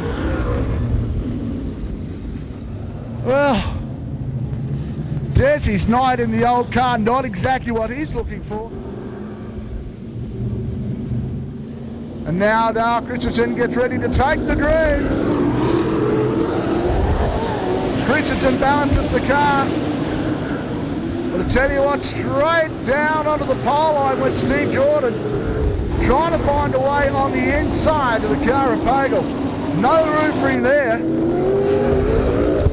But Pagel now up on the inside of Carrick and waiting. No, Desi Core gets the car going again. He won't bring the lights on.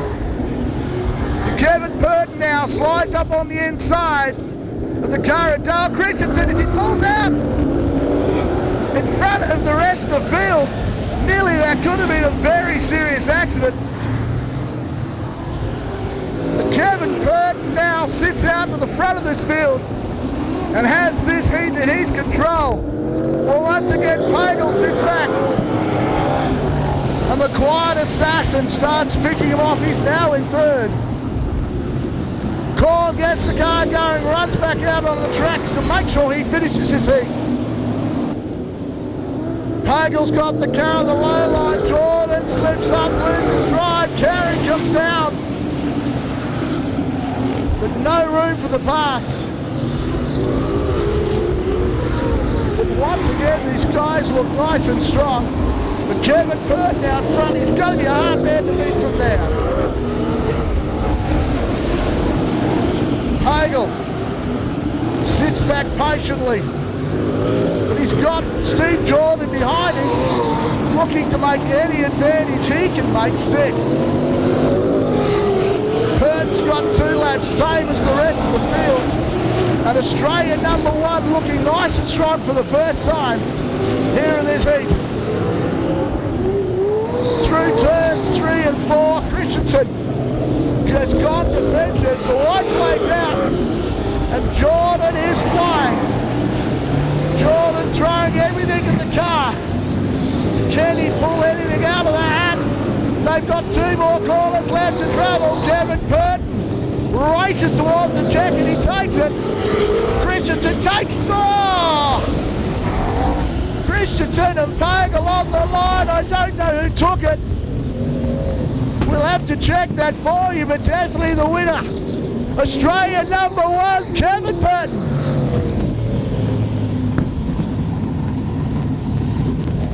Oh, dearie me. Well, the last time this gentleman joined us at Toowoomba was, of course, at Easter time last year, and Darren Gartner. Mate, an Australian title looms for everybody this weekend. Fair bit of pressure on, but of course, last night's practice, you seem to have a very quick car.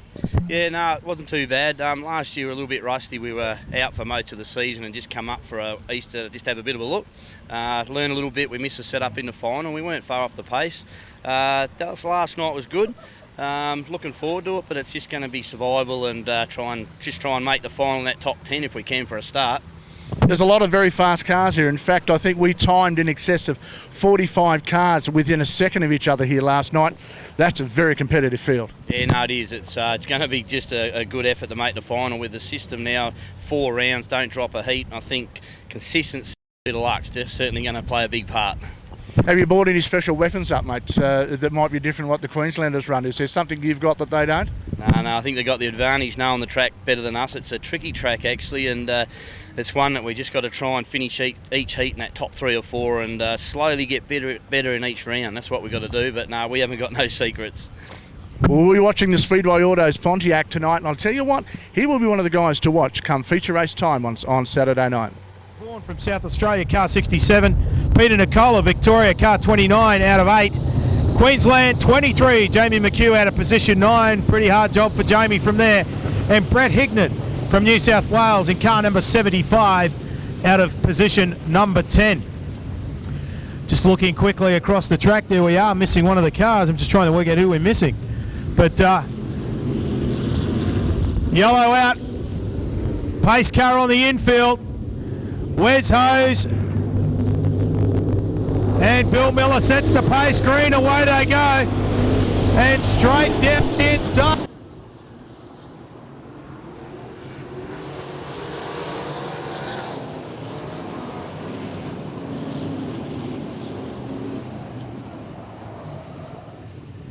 The car of Lindsay Barnes is a non-starter, so maybe he's done for the night.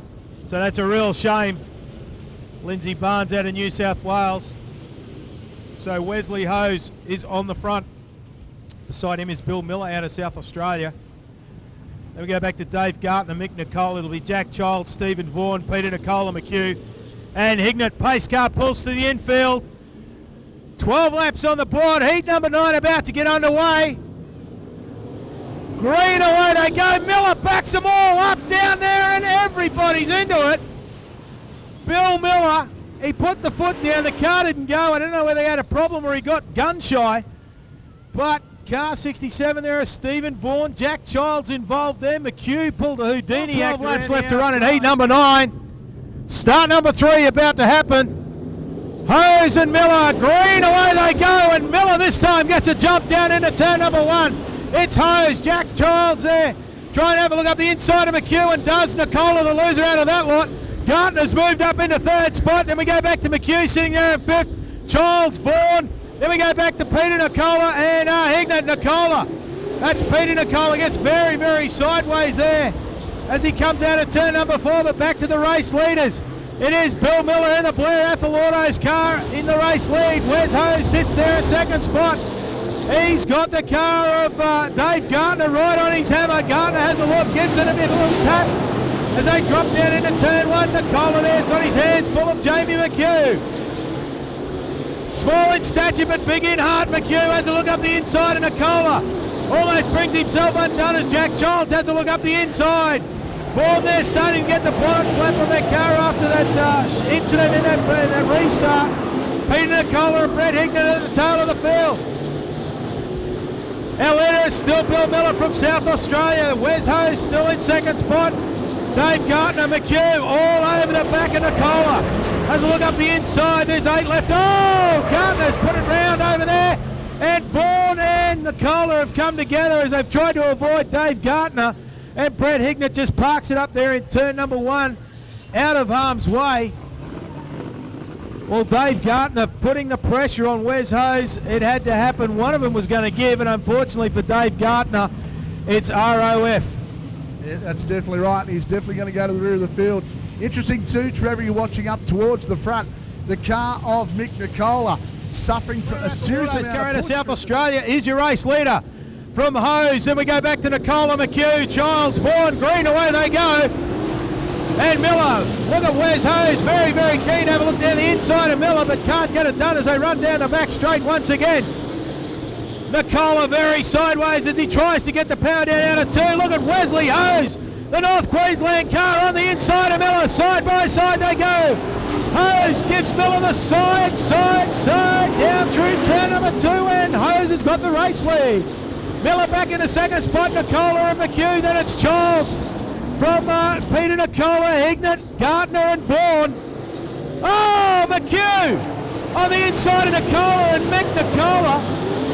I don't know whether he lost control of that or was just trying to protect the line, but just turned. Oh, look out, he's doing it again. Nicola has his hands full on that car, Peter Nicola.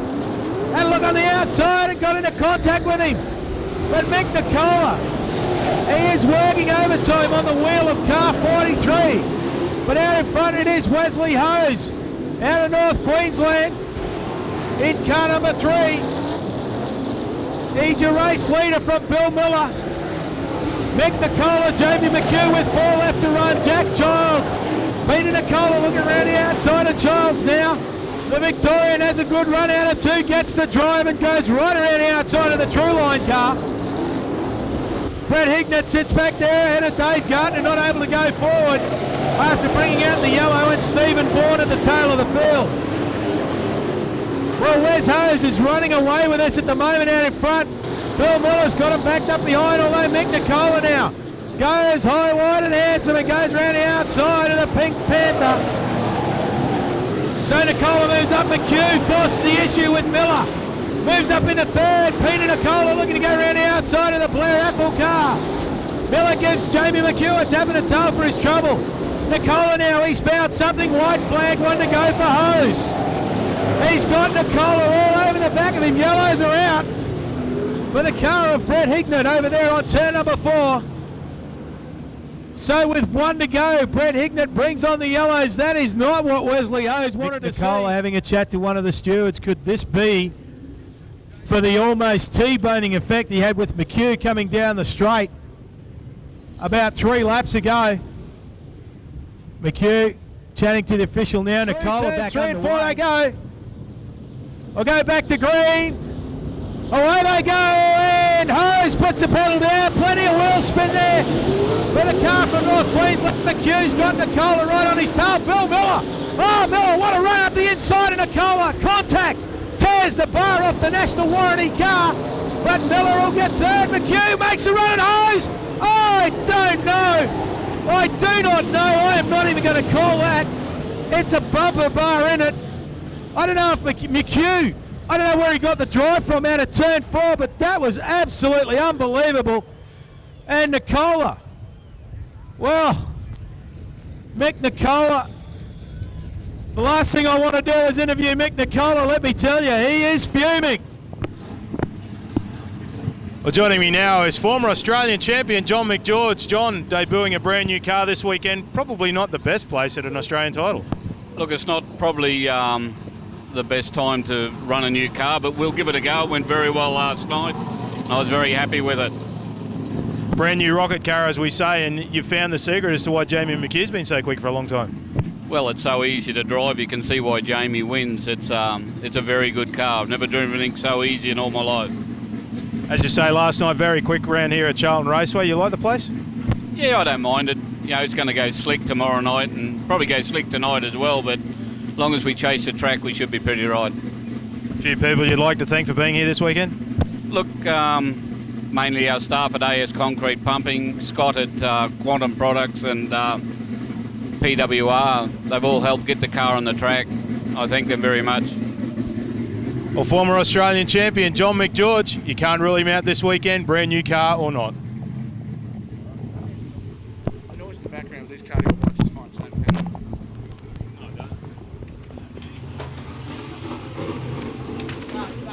yours doesn't go up to the team on the wide 5.0 at 95 fucking dB. I just missed one. How many fucking phones you got? I just missed one. It's all good. So what do you reckon about it? Hey! Cut! Cut! Hello? That's the tracks at Toowoomba. The tracks at Toowoomba. Nick's phone ringing now. Just I'm supposed to start with Rich.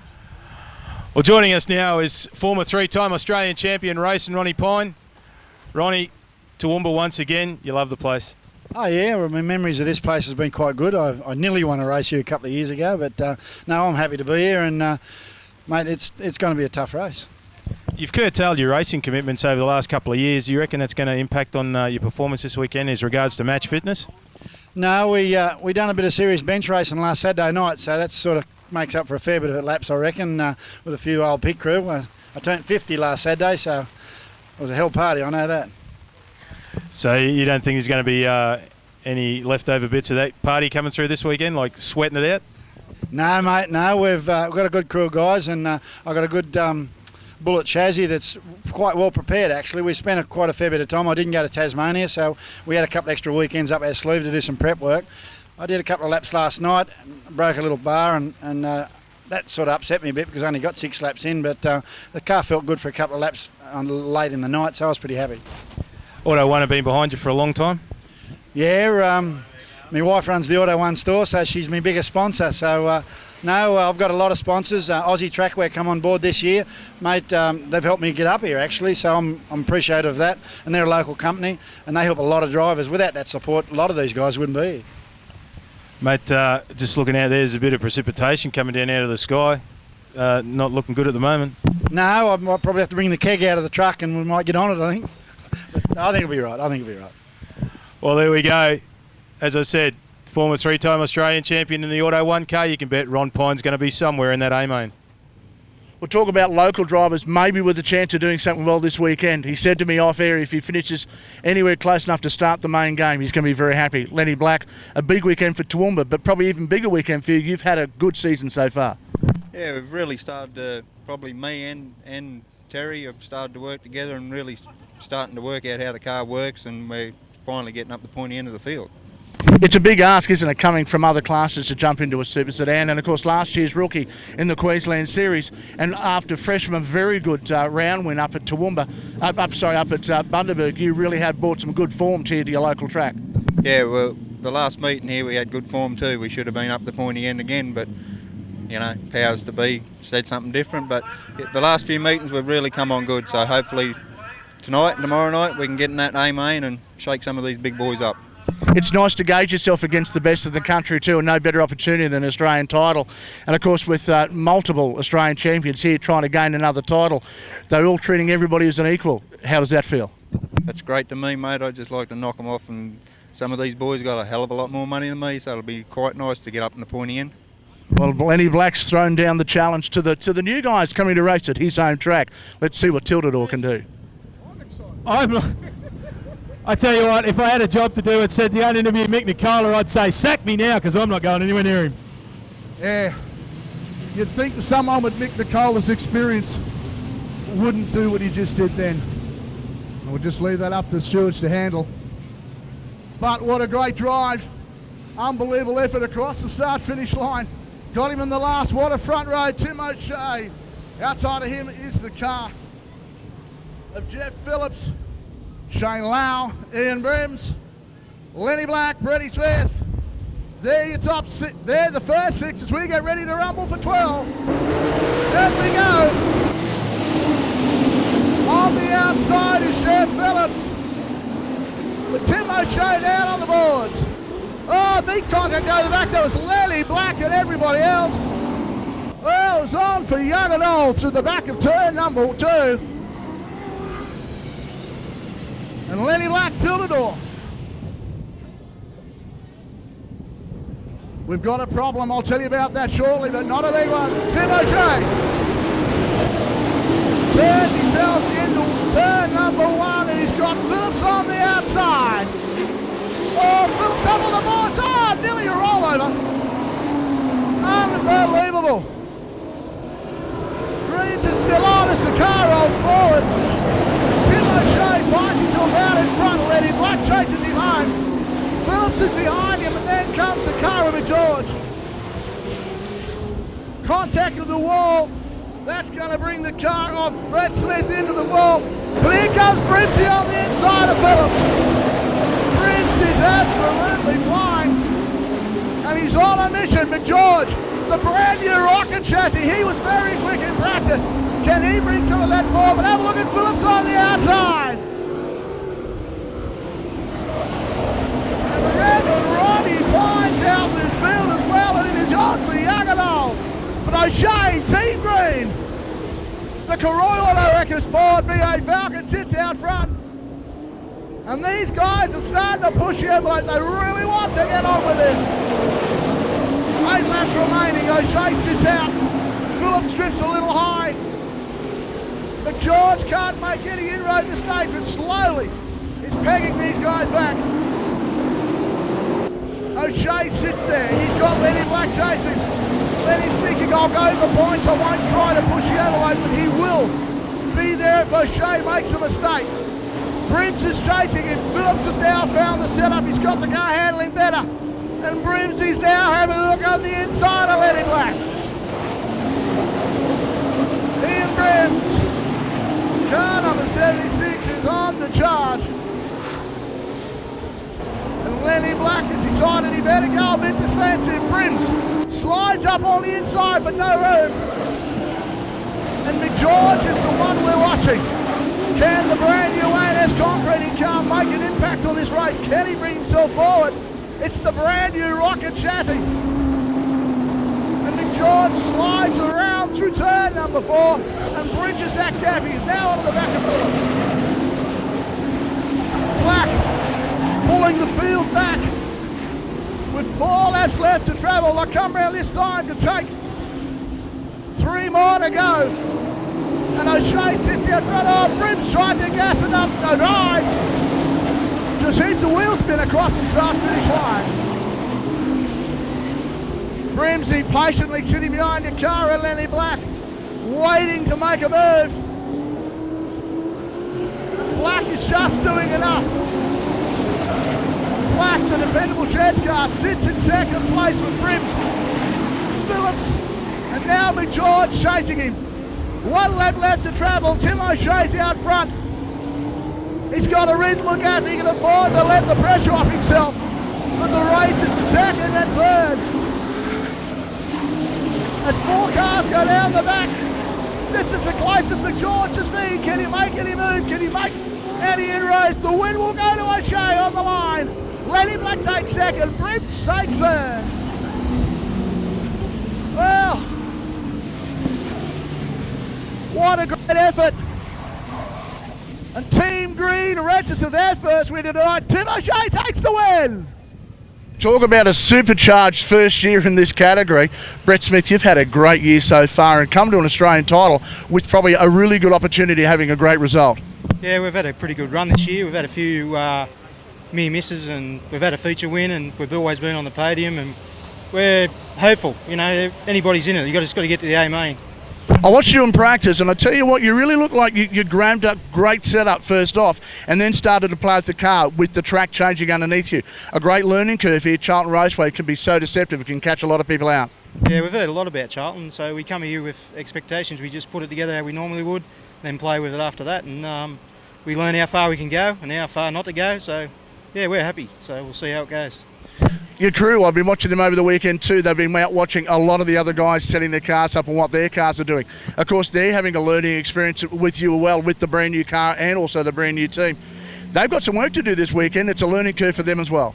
Yeah, but they'll be up to it. They're really keen. They're, as you said, supercharged performance. That's what they want to do. So, you know, we're looking forward to the challenge and hopefully at the end of the day, we'll be there. Well, Australian title looms for someone this weekend and hopefully he might be able to supercharge his way right through to the front row. Well, making the trek all the way from Western Australia this weekend, 7 times WA champion Bert Vosberg. And Bert, a long way from the other side of the country. Yeah, it is a long way, but we've definitely sort of got wiser as we got older. We got a container now, so if you have a bad night, you can just have a bit of a sulk, put it in the container, get on the aeroplane the next day and not drive 4,000 kilometres home. It's your first look at Charlton Raceway. What do you think? Very, very, I've been to a lot of tracks, but I find the track, when I went on practice, everybody told me what it does, and it is very difficult track. It's a good home track advantage for the people that drive here all the time, because it is a daunting track for sure. A bit of a change in the qualifying format this weekend for the Australian title. Going to make it a little bit tougher if you're stuck down the back of the heats?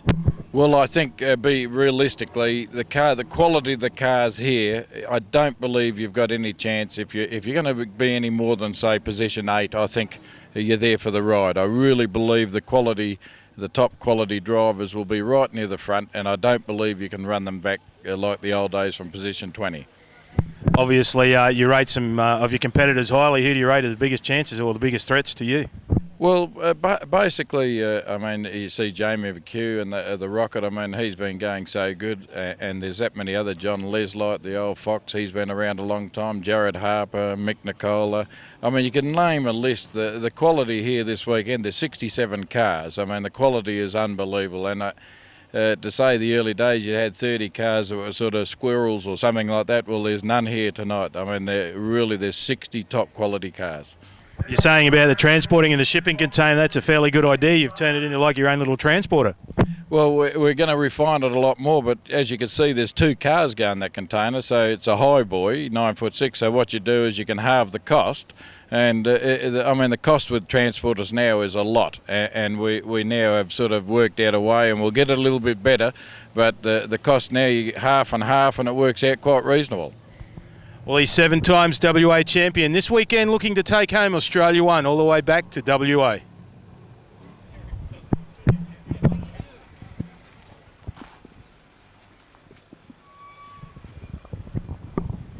Out of 6, Matthew Williams, car number 53 from Queensland. Out of 6, David Nichols from Tasmania, car 31. Out of 7, Darren Kane from Queensland in car 36. Out of 8, Gary Pagel, Queensland in car number 97, out of position 8. And out of 9, all the way from WA, the Sandgroper himself, Bert Vosbergen, 7 times WA champion in car number 44. Roberts, the current Victorian champion, Brad Smith, very, very quick on Thursday night. What will happen here in heat number 11? Green, away we go.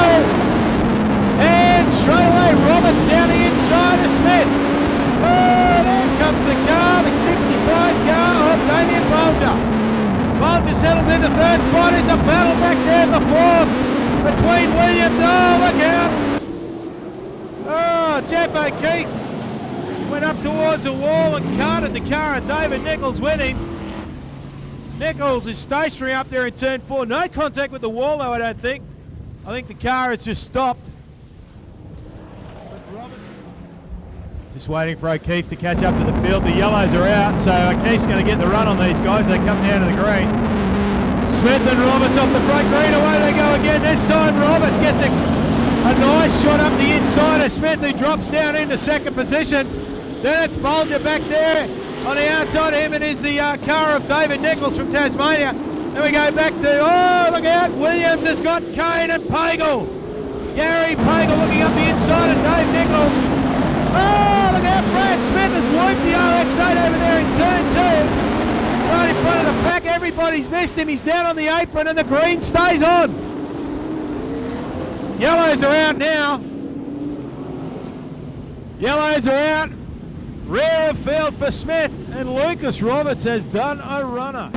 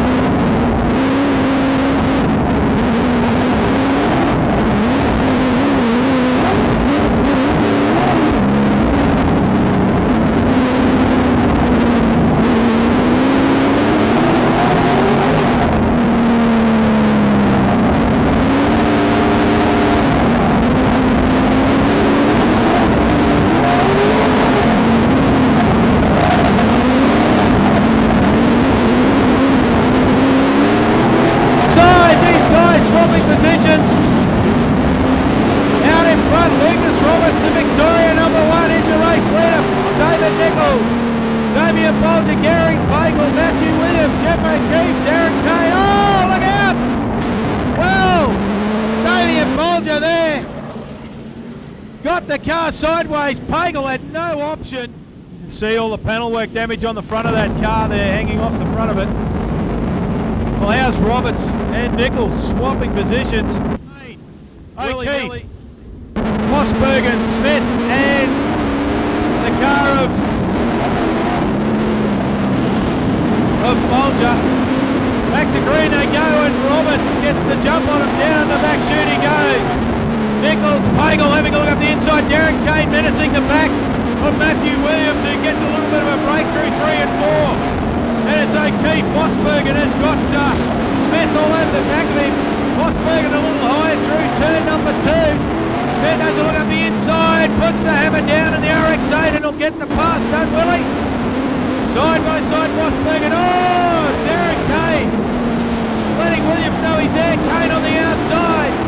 Smith, meanwhile, has got past Mossbergen and moves up a spot into position number 7. Darren Kane settles back behind Matthew Williams. Now has a run up the inside. That'll see Kane up in the 4th spot. So Darren Kane moves up a position. A bit of smoke coming from one of the cars. Looks like the car of Jeff O'Keefe. But out in front it is Lucas Roberts, the Heartland Raceway Moama car. The Victoria 1, your race leader. David Nichols settles there in 2nd spot ahead of Gary Pagel. Darren Kane coming after Gary Pagel now. The 2 Queenslanders, 3rd and 4th on the racetrack. Matthew Williams, the bonnet starting to blow up on that car. I think he'll get the flag very shortly. There it is from the officials, although that flag being pointed at Brad Smith, I think. O'Keefe still trailing some smoke out the back of car 38. Smith, though, goes around the outside of O'Keefe. He's gone high. It's cost him dearly. It's going to cost him 2 spots. Oh, look out. O'Keefe tagged the back of Williams and finds himself on the infield. Well, if he's done to that car, it's definitely the right thing. Well, as you and I both know, slick track is heat 11. Can we go to green to checker? We'll find out. Away they go. Roberts doesn't get the brake on the car of David Nichols this time as they go down the back stretch. Roberts hanging the tail out. Oh, Nichols just playing with the back corner of that car, letting Roberts know he's there and he wants a piece of first. Brad Smith having a look up the inside of Jeff O'Keefe. He's trying to nudge that RX-8 up the inside, down the back chute. O'Keefe not going to surrender. Pagel, meanwhile, hands full of Darren Kane. Oh, look out. O'Keefe and Smith, you can see the damage on the front. Nichols was niggling at the rear corner of Roberts coming out of 4 just before. Oh, Kane looked to have a run on Pagel, had to get out of the throttle at the last minute. But down through turn number 2 he goes. Lucas Roberts stamps on it hard. Through 3 and 4 he goes. He's going to get the wheel. No, Nichols gets good drive, but Roberts will take the victory. 2nd going to David Nichols, 3rd to Gary Pagel. Darren Kane, Jeff O'Keefe, Brad Smith, Damien Bolger, Matthew Williams and Bert Vosbergen at the tail of the field. One of the more important jobs of a weekend, apart from driving the car, is in fact a crew chief. And I thought we'd catch up with Michael G's crew chief, Dave Colgrove. Dave, one of the most important jobs, of course, is the bloke sitting behind the wheel, but the relationship between the driver and the crew chief is one that really is important. Look, it's so important. Like Michael comes in after a race, tells me what the car's doing, what he wants. We hope to achieve that by doing the changes he requires. So far, the car's always been good. It's always been on the money. The whole team is really good. Get a good relationship with all the other team members, and everything runs along pretty smoothly, actually. Yeah. One of the important things is just the subtle changes and the ability of you and Michael together to read the track. You watching it from the outside and him actually reacting to it inside. Now, you'll see something on the track that he won't, and he won't have seen that. So, of course, the debate may occur when you get back, but normally it's a case of putting 2 good heads together. Well, while Michael's out there racing, obviously he can feel what the track's doing. I get up on the bank and I actually walk right around the track while he's racing to have a look at the track and see what it's doing and what the car's actually doing on certain parts of the track. He comes back, reports, we get together, sort it out, and all being well, we get it right for the next race. So But yeah, I get up there and I really look at the track and study what the other cars are doing on certain parts of the track where we need him to be able to pass. So we set the car to pass in certain parts of the track, and mostly it's on the outside, so we set the car up usually every race to run the outside. But yeah, no, it's very important that Michael communicates with me to tell me exactly what he needs, and I do believe we achieve that. Being an ex-driver obviously gives you some insight as to what's required behind the wheel. And I suppose in the long run, that also has built a degree of trust between you and Michael as well, because it's not as if you don't know what you're talking about. No, well, I hope so anyway. But yeah, I believe everything he tells me, and he believes everything I tell him. I can actually see what the car's doing. I can usually work out what we need to do, but I've also got to ask the driver, what's he doing when he's out there? He may be causing the problem, or he may be driving around a problem. So it's really, really important to know, and he can communicate with me what's going on. But like, yes, most of the time I can tell what the car's doing and what he's doing in the car by the way it reacts. Well, one of the important jobs is that of the crew chief. And I tell you what, when you've got the eyes of Dave Colgrove on you from the outside of the track, there's no lies you can tell him when you get back to the pits. A lot of the drivers out there, in fact, own their own cars, but few people are actually driving for teams. One of those is Michael G, and the car owner, of course, is Dave Witherall. Dave, a really big occasion for you guys here this weekend, a chance at winning an Australian title. You know what that feels like with Michael. You've won 2 Australian Leader Car Championships before. This has meant a lot to you and the team. Yes, Wes, I think that'll be the ice cream on the cake, and for the amount of racing we do and the effort the boys put in, it would be a reward to them. I think that's what it's all about. Coming here to what we call our home track, I think it would be nice, but we'll see what happens. One of the interesting things that I think about this team is the fact that it's really a family-oriented thing. Michael's family's involved, your family's involved, and a really good group of guys working on the car. It's very important to have that close-knit community, because at times you've really got to lean on each other very heavily. Yes, Wes, well, you know, we're pretty casual with what we do. We go about our business in a professional manner. And when I say casual, we put the hours in. We turned this car around coming back from Tasmania last Thursday week. We put over 100 hours into this car to get it here tonight. Talk about the hours you put into it. I mean, it really is, it's a labour of love for most of these guys as well. And you're running a very successful business, even amongst this car. So is Michael, both involved in a very competitive business, that being the panel industry. Yeah, Wes, well, you know, fortunately for me, I've got a very committed family, my wife, my son, my daughter-in-law, my daughter, my son-in-law, the whole family. To the sign writing, my son-in-law, Johnny, I want some signs, he's there. Tammy, my daughter, the accountant, just everything happens because of that. And like, we do have this family orientated business where we have respect for one another. Whilst I might own the whole deal, you know, it doesn't give me any priority or any higher level on the pecking chain. Well, a man who's got it all very well oiled. This machine is a very quick car. Yeah, look, he lines up beside him out there as Daryl McHugh as well. Then Bruno Jetson, Paul Geary, Peter Warren, Michael G, Wayne Belk, Paddy Ward, Bevan Collins and Barry Kraft. A good heat of cars. Michael G looking strong so far tonight. Unable to run here in number 0. Had to run an alternate roof number. Believe it or not, a certain modified production driver told me that when he won his first Australian title, he did that with the roof number 27 as well. Maybe that's going to be a lucky omen for Randall. But Darryl McEwen on the outside, Bruno Jetson on the inside, and Geary out of 4.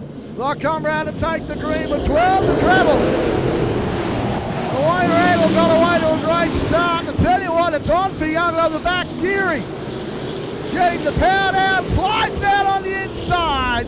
Darren McEwen slots down, and here comes Michael G.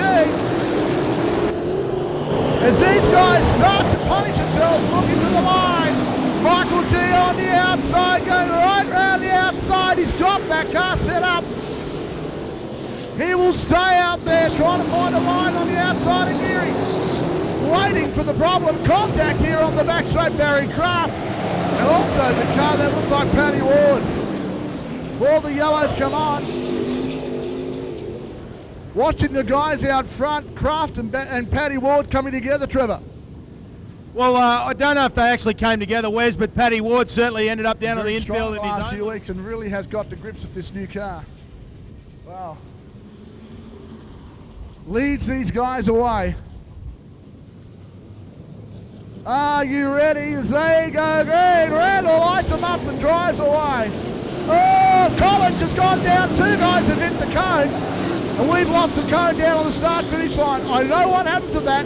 Oh, around goes Michael G. He was unloaded by Paul Geary down the back straight. Yellow lights have to come on. Michael G is strewn across the back track here, they do. Well, maybe the red mist didn't go all the way to the bottom of the helmet. And maybe, I don't know. That'll be Barry Kraft. He got the cone. And Bevan Collins is ready to take the green with 9 laps left to travel. Randall will lead him away. And once again, they back him up. Peter Warren's going to have a look down the inside of Paul Geary. Warren gets the power down, him and Geary. But here comes the Master Blaster. Oh, Geary's gone right round on the top of the track. Well, the Master Blaster, Michael G, finds himself now up in 3rd place and is challenging for 2nd. As the car on the ready. And Michael G is sitting back waiting to pounce. They take the green and immediately Randall sets the pace from the front and that car looking sweet. But Michael G is down the inside of Bruno Jetson. Michael G, the Master Blaster, is on their charge. That thing is absolutely getting every bit of that power to the ground. Randall just starting to clear out as Jetson's gone defensive. He knows G wants him. He knows he's going to have to hold him back. Michael G now looks to take the car uptown. Randall starts to skip away. Oh, Michael G once again down the inside. Now Michael G gets a run up the side-by-side contact. And Michael G now in 2nd place. Michael G, the Master Blaster, the Weatherall Prestige Auto Bodies. Ford Taurus is flying. Queensland #1. Will he make it Australia 1? But he's got Wayne Randall well out in front. Randall just doing enough. He's winning this with the least amount of aggression. He will know there's a gap. He will sense it. He'll come round this time. 2 laps left to travel. And it's Wayne Randall leading this field away with 2 laps left to travel. Michael G in 2nd, Bruno Jetson in 3rd. And Randall is doing this with the utmost of ease. 1 lap to travel. And Peter Warren fighting for 4th. Finds himself up behind Darryl McHugh. Randall for the last time through turns 3 and 4. Checkered flag at the ready. The Shock Doctor takes the win. 2nd place to Michael G. 3rd place to Bruno Jetson. But put your hands together for him. What a fantastic win. Car number 27, the Shock Doctor, Wayne Randall. In the last heat that he come out and he suffered some problems. And I mean, the car was very, very quick on Thursday night, but tonight hasn't showed the form that we saw him in on Thursday night. I mean, it is one of those deals. I mean, you've had 2 nights to think about it before you finally get out and race on the track. And everything's changed. I mean, we had a lot of rain last night. The guys have worked tirelessly today to get the track back. And the conditions are what they are. But I'm sure Desi will get the car span up and the guys will be working hard on it. But it looks like we're about to go green, Wes. Bradford will lead us away on the outside of him with the car of Keith Higgs. Watch for Leslite and also watch for Williams off the 2nd row. Corn coming off the 3rd. As we go green, Bradford gets the power down. Williams Heats on the outside, but have a look at the car of Keith Heats. Oh, contact everywhere over the back. And Desi Corn's luck has run out again. Caught up in the middle of that melee. And there's damage aplenty. We'll take some rolls of tape over.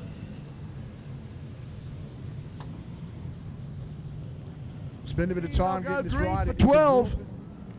And Bradford will lead them away. Bradford and Higgs off the front row. Leslite sliding straight up into this as well. But it's Williams on the outside, and Higgs has got the run as well. So Keith Higgs finds himself out front.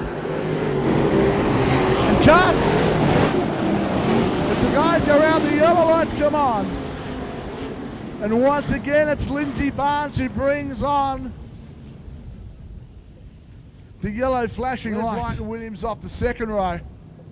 And Williams was content to run high and wide as they take the green. Bradford gets a better run, but Heats on the outside. Have a look at Williams and Leslite. Side by side down the back. Leslite not backing out of this at all.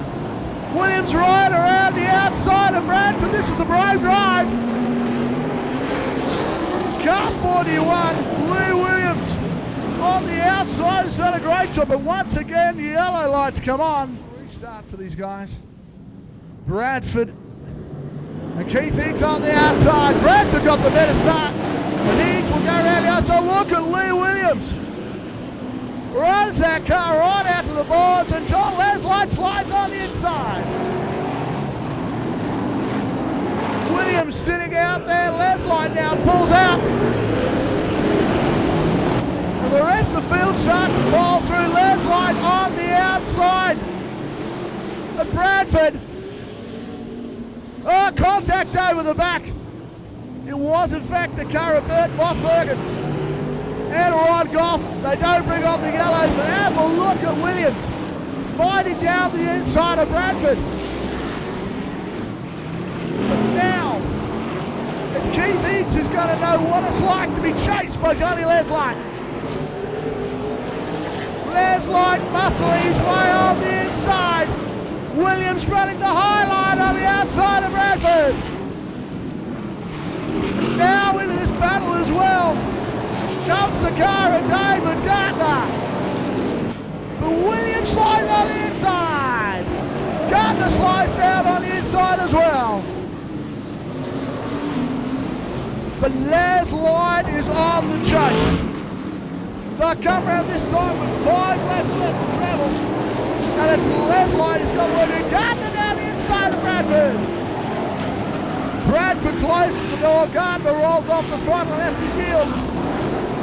But Leslite sits in behind the car of Keith Higgs, just content.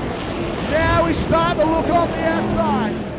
As he rode up, he lost a bit of drive. He drops back down. Closes that gap right up onto the Auto Pro car. Leslite sitting there, waiting. Looking like he's building a track. Looking like he's building a racing line on the outside. Waiting for the mistake. 2 laps left to run. Leslite starts to move on the outside. Now he does the switchback, comes back down the inside.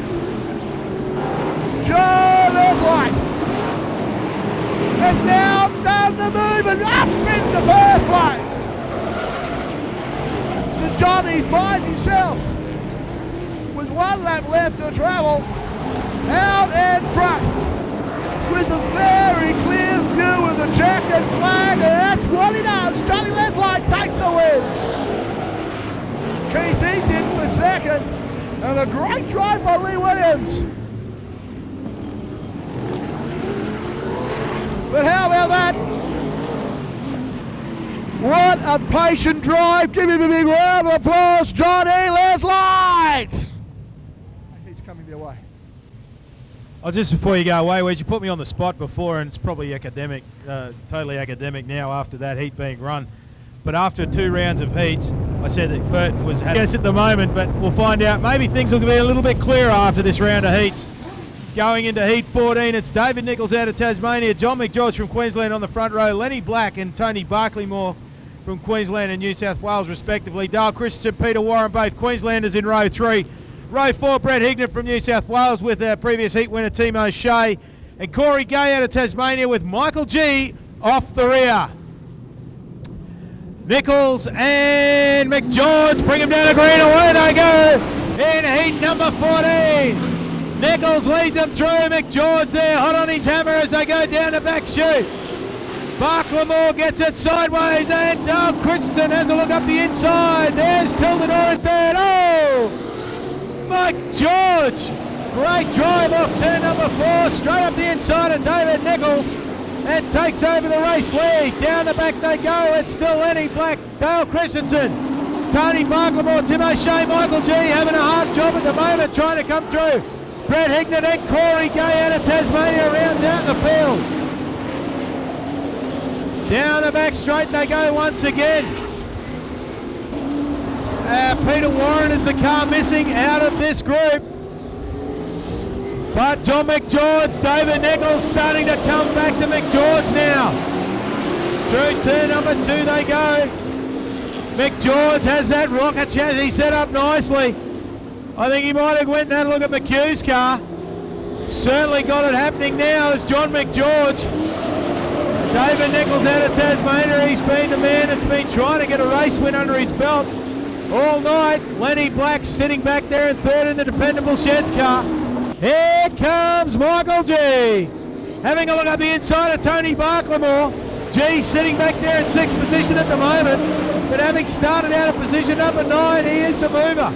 Oh, O'Shea had a look up the inside of Michael G and has looped the car over there in turn number 2 and brings on the yellows. Yellows are on with 5 laps left to run. Well, we said that John McGeorge leads him back to green from David Nichols, Lenny Black. Dale Christensen sits there in 4th spot. Barclaymore G looking to make some progress. He's only got 5 laps to do it. That car looking very nice. Has a look up the inside of Barclaymore, but he shuts the door in his face. McGeorge, though, doing a great job out in front. Nichols, he's had a couple of nibbles at the back of John McGeorge. McGeorge gets a little high. Nichols gets some good drive mid-corner. Has to get out of the throttle, though, finds McGeorge down on the bottom of the racetrack.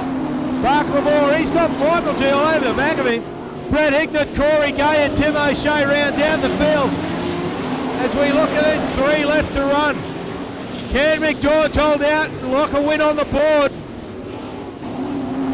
David Nichols out of Tasmania. Oh, and Michael G throw on Tony Barclaymore and moves up into 5th position. Out after Dale Christensen, Michael G. He knows the points are all important. Now he's going to have a shot at Christensen. He looks on the outside of the Falcon. Now he's going to have a look down the inside.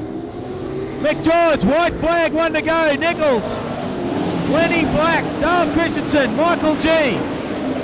Down the back chute they go for the last time. John McGeorge. Michael G has a look around the outside of Dale Christensen. He's not going to get it done, but John McGeorge is going to take the race win. John McGeorge, the race winner from David Nichols. Lenny Black in for 3rd ahead of Dale Christensen, Michael G. Tony Barclaymore, Brett Hignett, Corey Gay. Neither of them soon tonight because we've got so much work to do down here. So you can get, there's only about 20 or 30 remaining. They're just available at the bottom of the commentary box, just out there at the back there. So if you see someone, we'll be able to send you one as well. All right. Kevin Purton, Steve Van Zeeland on the outside, Tim Watts, Gary Pagel, Randall Pallywood, Mark Pagel, Wes Hose, Paul Gary, Mick Nicola, what a heat. Van Zeeland's going to know all about this. He's got some very quick cars behind him. They're going to want to get right up onto Nicola. Have a look at this. They'll go. And once again, Randall slides through. He finds himself now in 3rd place. Here comes the 2 cars of the Pagels. And they slide 1-2 down the inside of Van Zeeland. So Kevin Purton out in front. Oh, look at that. Unbelievable. Tim Watts just slid up and opened the door and Randall said thank you very much. Randall now has got a bit of work to do. He's got to try and catch the flying Kevin Burton out in front. The Pagels go to work on what? Oh, contact over the back. Big contact, in fact. Sparks were flying. And that looks like the car of Mick Nicola. Rubbish all over the tyres, running around and down on the bottom of the racetrack here. I mean, that track is fairly black at the moment. And I don't know if it's started to take rubber, but these guys have been spinning the wheels fairly hard through all these heats. It's going to have to start line, 8 laps left to one Randall. And a host of very quick cars chase him down as they go green. Timmy Watt gets away to a good start, but Randall's right onto the back of Kevin Burton. Randall will be looking to run on the inside. Here comes the Shock Doctor. That car, the ex-Paul O'Neill car, does know how to win a race. And it's been doing very well at the hands of Wayne Randall. But Kevin Burton's got a great setup, and that car is going forward.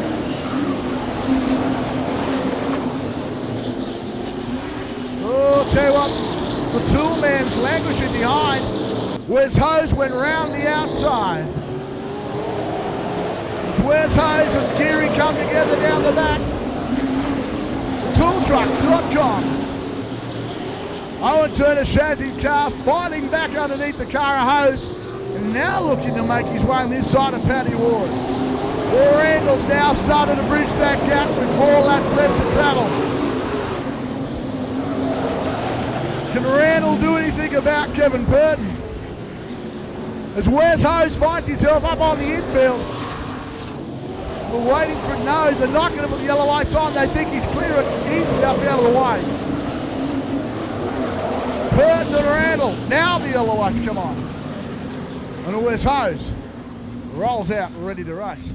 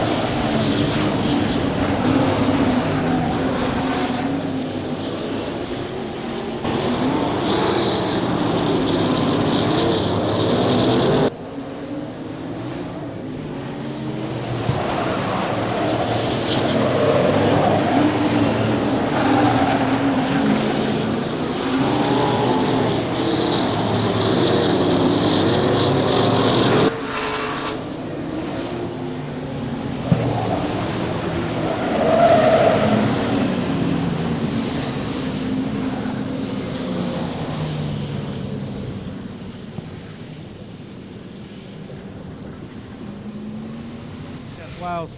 Row 3, Steve Jordan and Ian Brems, both from Queensland. Row 4, Lindsay Hawkins out of Queensland with Wayne Bell from Victoria, and Brett Smith out of New South Wales rounds out the field in car number 19. Well, Ronnie Pine, he needs the points. He is starting out of row 2. Bruno Jetson and Bevan Collins off the front. Steve Jordan out of row 3. Look for Jordo. He was fairly quick early on tonight. Jetson and Collins down to the green they go, and Jetson on the inside with Bevan Collins.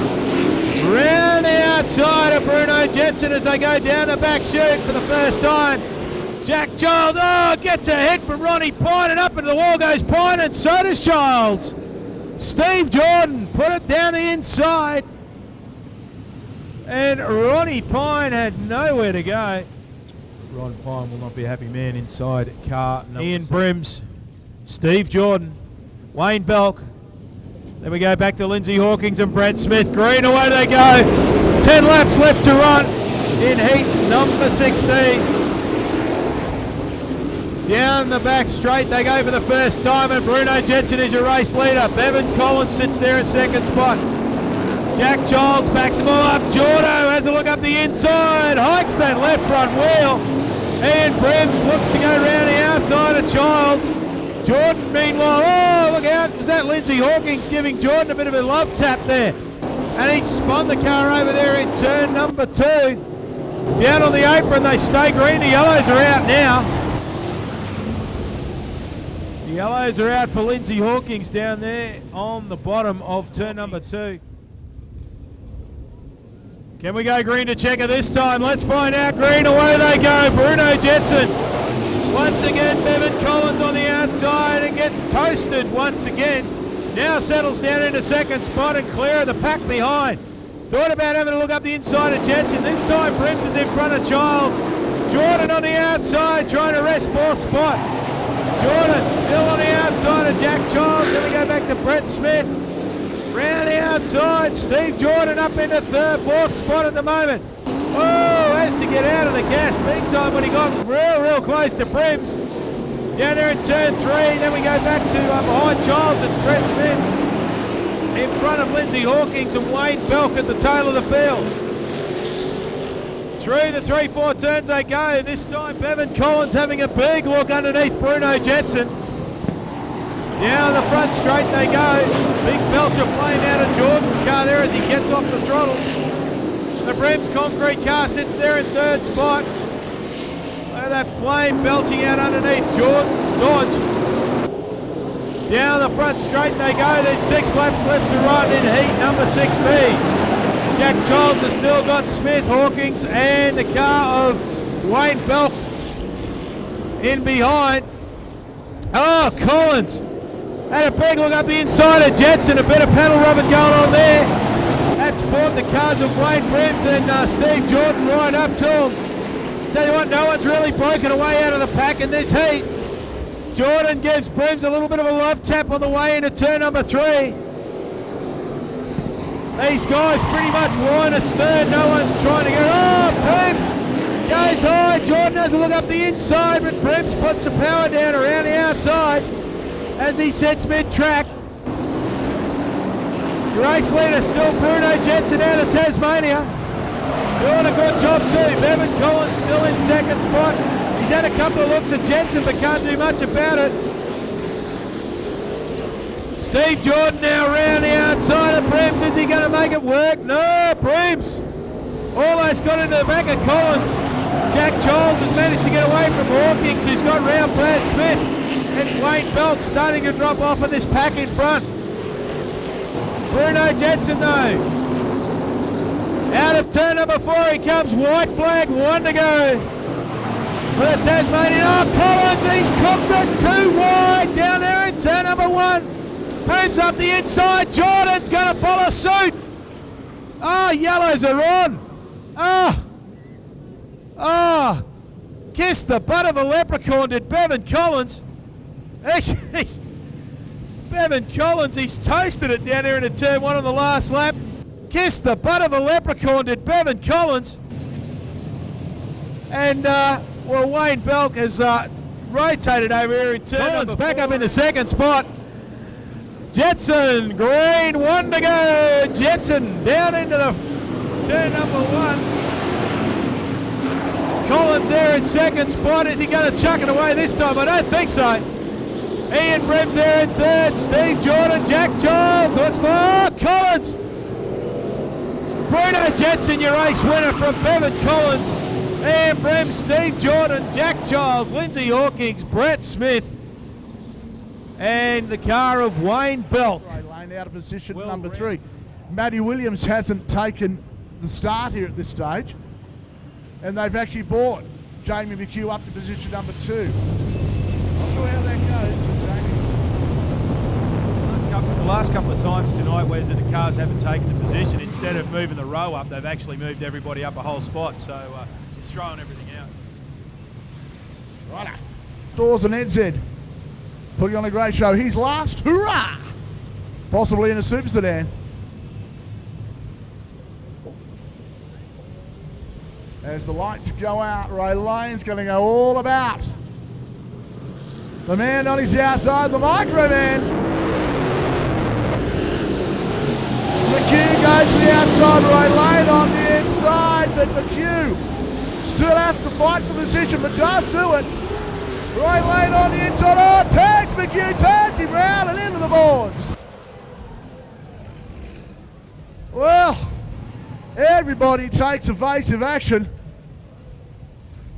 Right lane. Steve Vaughan on the front row. With Jared Harper coming out of position 3. Oh! Vaughan got the better start. McHugh got caught, gassed up and went to the boards. Now Jamie's got some work to do. There's Harper slingshots down the inside. Oh, Lukey Pine slides and backs it into turns 3 and 4. Once again, Jared Harper on the inside, trying to muscle his way underneath the car of Vaughan. Vaughan gets a little loose, Harper comes on the inside, bit of contact. And O'Keefe's gone around to the back play as well. Yellow lights come on.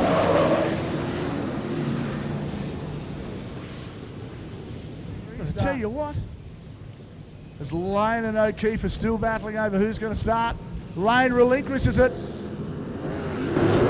we go, green. There's a lot of sparks coming out of the back. An awful lot of sparks coming out of Luke Pine's car. So that looks like a tail shaft problem. And we'll keep an eye on that as he comes through. Could we break debris? We're not sure. But out in front is car 25, the car of Jared Harper. And McHugh now slots himself in a second, is out on the chase. Luke Pine's car. That doesn't look good, those sparks coming from the rear. It'll be hard to see from your vantage point, but lower down on the track we can see the sparks are flying. Oh, Carey goes up onto the boards. The crash crew goes over, the yellow lights come on. So Jared Harper, Jamie McHugh, Steve Vaughan, Luke Pine. Those sparks are coming out everywhere from underneath Pine's car now. Pine straight down the inside. Oh, well, oh, around we go, cars everywhere. Lights come back on.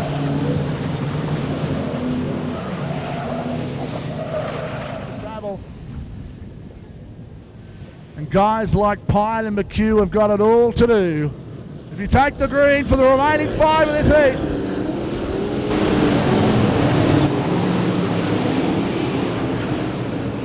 Jamie McHugh right under the back of Jared Harper.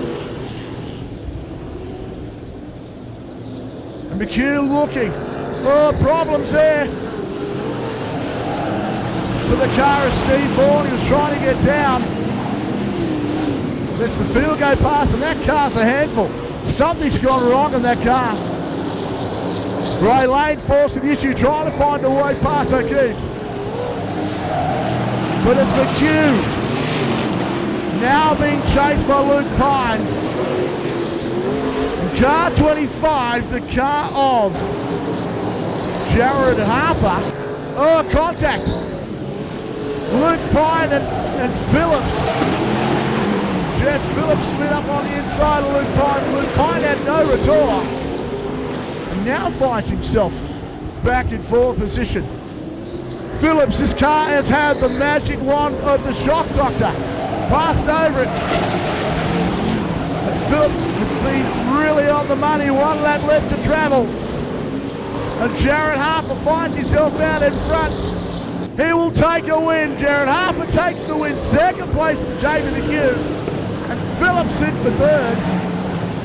Pine slides on the inside. But what a win.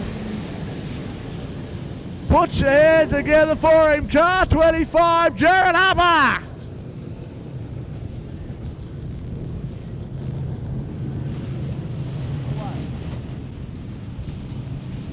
Yes, our final heat for this round 3.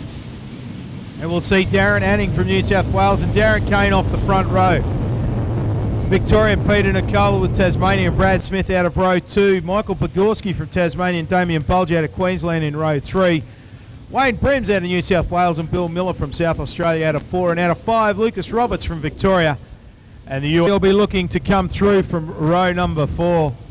He's got his work cut out for him. But that car of Bremsy's very, very quick. We saw Lucas Roberts notch a win before in the Moama Raceway car. Kane and Anning come down towards the line. Green, away they go for heat number 18. And Kane around the outside of Anning. Anning gets them all backed up behind him. That's Peter Nicola, Brad Smith. Oh, Smith went to shoot up between himself, between Anning and the car of Nicola. Oh, Anning! Smith has just had the front taken off of the car by Michael Pogorski, and Barry Kraft puts the UMR Engines car round on turn number 1. Bremser, he's found his way up in the 5th spot as the yellow lights come on. Nicola now up beside Darren Kane. It sees Darren Anning back in the field beside Billy Miller. Down to the green, they come, away they go. Darren Kane puts the hammer down in the RX-8. Tries to go around the outside of Nicola. Pogorski comes up the inside of Nicola. Nicola and Brad Smith come together down the back chute. And the car of Nicola stranded up there on turn 2. Well, I don't know what's going to happen here, but certainly everyone wants a piece of the pie. Pogorski beside Smith, Bremsy, and Boljo back to green, away they go. Kane caught snapping this time, and Nicola gets the lead. Darren Kane fighting for second position with Michael Pogorski down the back chute. Brad Smith sneaks up behind Pogorski. Oh, look at Nicola. She's gone straight up to the walls in turn 4 and gone and done it the hard way. Brad Smith settles into 3rd, Wayne Brims and it's Bolger. Nicola way back in the pack ahead of Bill Miller. Barry Kraft, Darren Anning and Lucas Roberts rounds out the field. Pogorski, your race leader down the front straight. Car number 17 out of Tasmania, down the back chute he goes. Darren Kane in the bottom of the race parts, RX-8 in hot pursuit. Followed by the sister car out of Tasmania, the RX-8 of Brad Smith. Then we go back to Damien Bolger. Smith goes wide down there as he slides it into turn 1. Bolger up the inside, Bremsy looking to capitalise on that as well. Brims needs a lot of points. He's looking to get as many as he can. Has a look at the inside of Bolger, but still stuck there in 5th spot. Bill Miller in 6th ahead of Barry Smith. Barry Kraft, I should say. Peter Nicola, Lucas Roberts, and Darren Anning finds himself at the tail of the field. He's had half a moment somewhere.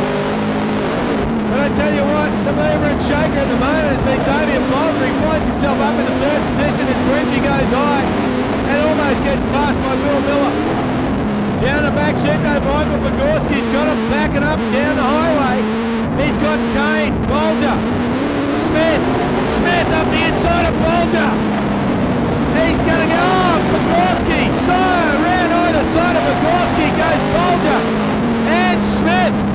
Pogorski's got a problem, there's no two ways about it, but Darren Kane finds himself in the race lead. Bill Miller's got a collapsed front suspension on that car. That left front suspension is broken. He gives the car of Pogorski a big hit. But Darren Kane is your race leader from Damien Bolger. Here comes Bremsy, has a look up the inside of Smith, can't get it done.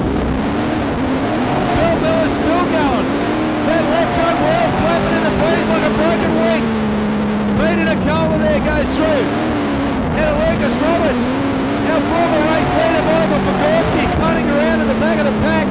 Darren Anning about to come up and get led by our race leader Darren Kane. DK down the back chute, Damien Bolger up in the 2nd spot. He'll be having a smile like a Cheshire cat. Darren Kane out of turn number 4, a checkered flag for DK. Bremsy's going to steal 3rd. Damien Bolger in for 2nd. Bremsy in for 3rd. And Brad Smith in for 4th spot. Well, what a heat. He needed the points and he got the win, folks. Put your hands together for him, Darren Kane. Great drive from Damien, 3rd, and Bremsy out of the last corner, snipped the place away from and Mark Pagel and Matthew Williams out of row number 5. So there your starters for heat 19. Yellows are out. Pace car pulls in. Gartner and Harper off the front.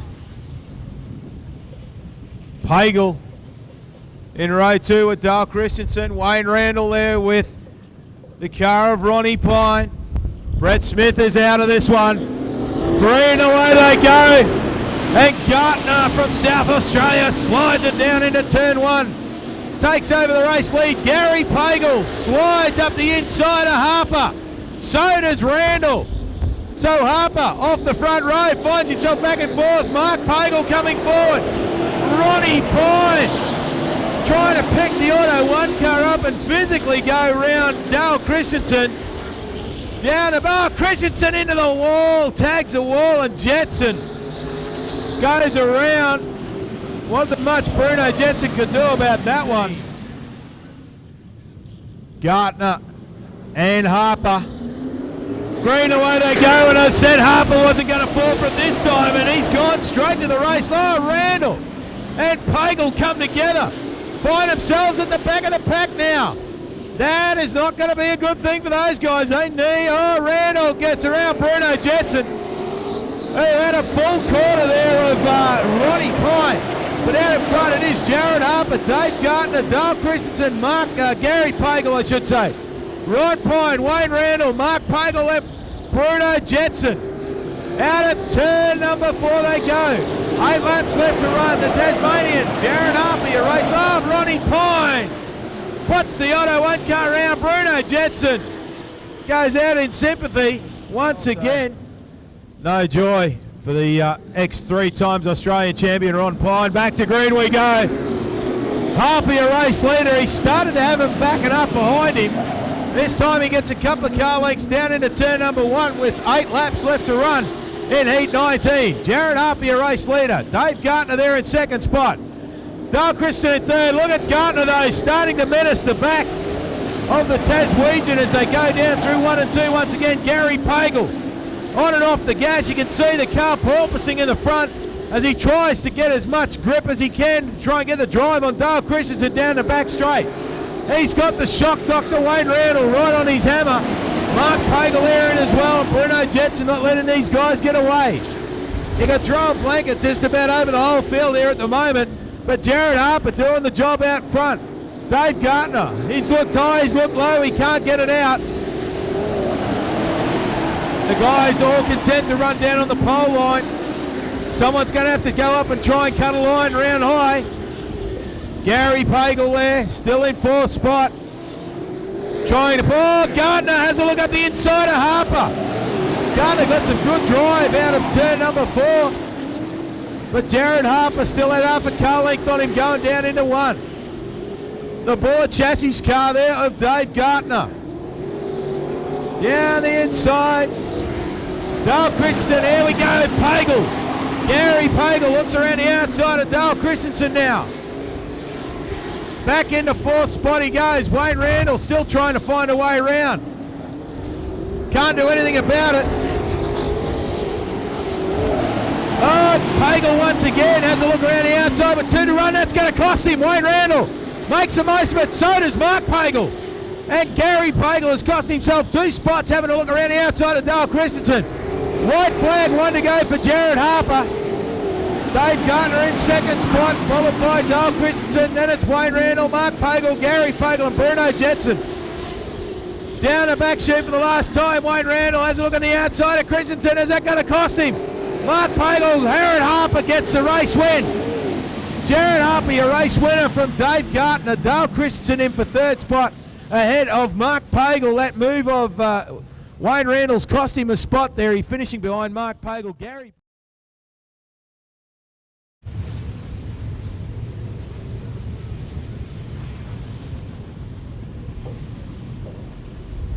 So Vosbergen and Michael G on the outside, the Master Blaster. Sits out of position number 2. They gas it up. And Michael G gets a great line round the outside and goes straight to the front. Here comes Kevin Purton. Purton is now on the hunt. What has Michael G got? Can he keep the reigning Australian #1 from another heat win here tonight? But Johnny Leslite is coming. Bevan Collins has found out where from. Leslite from the rear now finds himself up in position number 6. And Michael G sits in front of Kevin Purton. G looks nice and strong. Oh, look at Frostbergen. Under siege. Have a look at that. The car of Lucas Roberts from the Weber Raceway car is all over him. Powered out, he got him. Lucas Roberts now up into 3rd, and Leslite's up into 5th. Oh, Michael G coming together. Michael just letting the car slide precariously out of turn number 4. And Leslite's now into 4th. Leslite is flying. He needs a stoppage when he gets to 3. He's coming over the back of Lucas Roberts with 4 laps left to travel. Leslite needs some luck. Oh, Kevin Purton now looking like he wants to run the outside. 3 laps left to travel. G sits that car up in the air. Dave Coleman doing a great job setting the car up for Michael G. Oh, look at this. Kevin Purton right up to the back and has taken the rear corner clean out of the back of the car of Michael G. And here comes Johnny Leslite all over the back of car 45, the car of Lucas Roberts. Michael G takes the white flag. He's got 1 lap left to travel. And Kevin Purton is not giving up. He will have 1 last throw of the dice. Into turn 3 and 4. The Master Blaster steps on the loud pedal and takes the win. 2nd place to Kevin Purton. And Lucas Roberts takes 3rd. Queensland #1. Takes the checkered flag. Let's hear it for the Master Blaster, Michael G. Obviously going on my point system, or my finishing order, they'll be keeping a track of, and I'll say unofficially, Kevin Purton. 4 heats time, we'll find out. But at the moment, it is heat number 21 on the racetrack. Mick Nicola out of this one. Paul Geary and Adam Bradford on the front row. Row number 2. Looks like it is Wayne Belk and Darryl McEwen. Heat 21 about to get underway. Paul Geary and Bradford off the front row. The Phantom on the outside. Takes it to the tall man, but it doesn't happen. Geary goes to the race lead. Bradford slots back into 3rd spot as Wayne Belk. Oh, Damien Bolger just has a big lose of his own on the back straight. Parks it down on the bottom apron. Bradford slots up into 3rd spot. Then it's Brad Smith, Steve Jordan. The yellows come on. The yellows come on for the car of Damien Bolger sitting over there on the back chute. Well, as Damien Bolger gets back underway. I hate to say it, but he probably would have been better off waiting for the guys. But back to green they go. Paul Geary, your race leader. Bradford this time on the outside, content to stay there. Wayne Belt gets the better of McHugh, and Brad Smith moves up a spot in the RX-8. Carter Darryl McHugh sits back in 5th spot, and Steve Jordan has got a flat right front. So Jordo in all sorts of trouble. He won't be happy. And Damien Bolger goes through at the tail of the field, but Paul Geary at the moment doing a good job and out in front. Goes across the stripe, Bradford there in 2nd spot. Belk and Brad Smith fighting over 3rd along with the car of Darryl McEwen. Steve Jordan brings the car on the infield and out of this one. Damien Bolger there at the tail of the field. Paul Geary though your race leader. Settling into it nice and comfortably out in front as Bradford has started to get away from that pack of 3 fighting over third spot. It's still Wayne Belk. Brad Smith now on the outside of Belk. Carries a lot of road speed into the turn. Backs it up, sends it sideways and manages to hold on to it. So a good pass there for Brad Smith. Puts Wayne Belk into 4th and Daryl McHugh still in 5th. Belk and McHugh fighting over 4th and 5th spot on the racetrack. But Geary, your race leader's got the link to the front straight now over Adam Bradford. Who's got Brad Smith coming at him? That RX-8's getting bigger and bigger in the mirror. There we go back to Belk and Daryl McHugh still fighting over 4th spot. Those guys nose to tail. Damien Bolger there at the tail of the field in position number 6. 4 laps left to run for our race leader, the tool truck.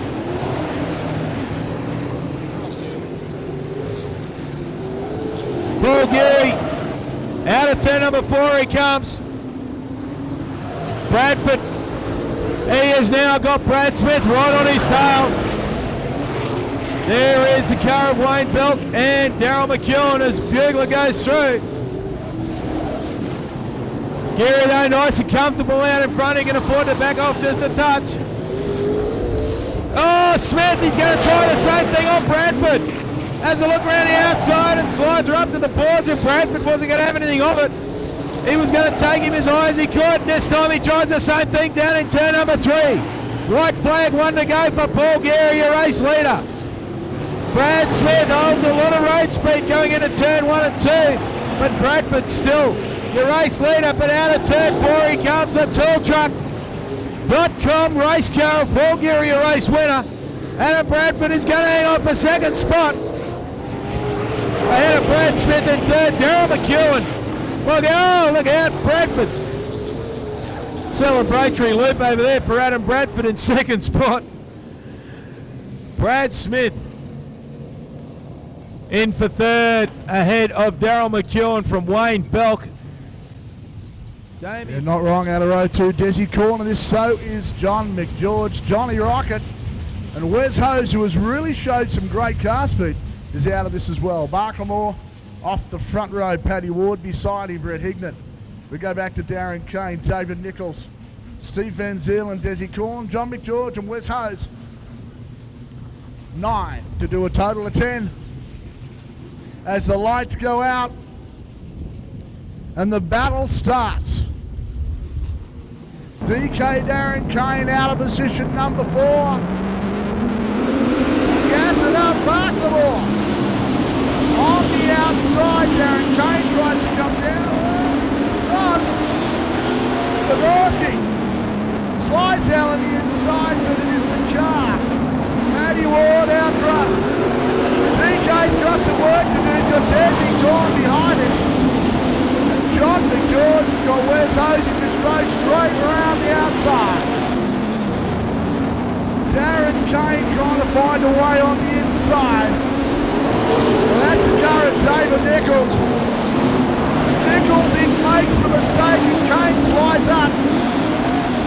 Now he's got the car. Brett Hignett in front of him. Oh, Hignett on Barklemore. DK slides up, he says thank you very much. Oh, look at that. David Nichols having a big look up the inside of Barklemore as well. But it's Paddy out front, Paddy Ward. He's got the flying Brett Hignett behind him. Hignett, Ward makes a mistake. And up slides DK as well. Now Darren Kane's in 2nd. And it's going to be Brett Hignett who's going to feel what it's like to have this former Australian number 1 chasing him down. Look at this car. DK is trying everything. And now John McGeorge has got the rocket chassis hooked up on the outside.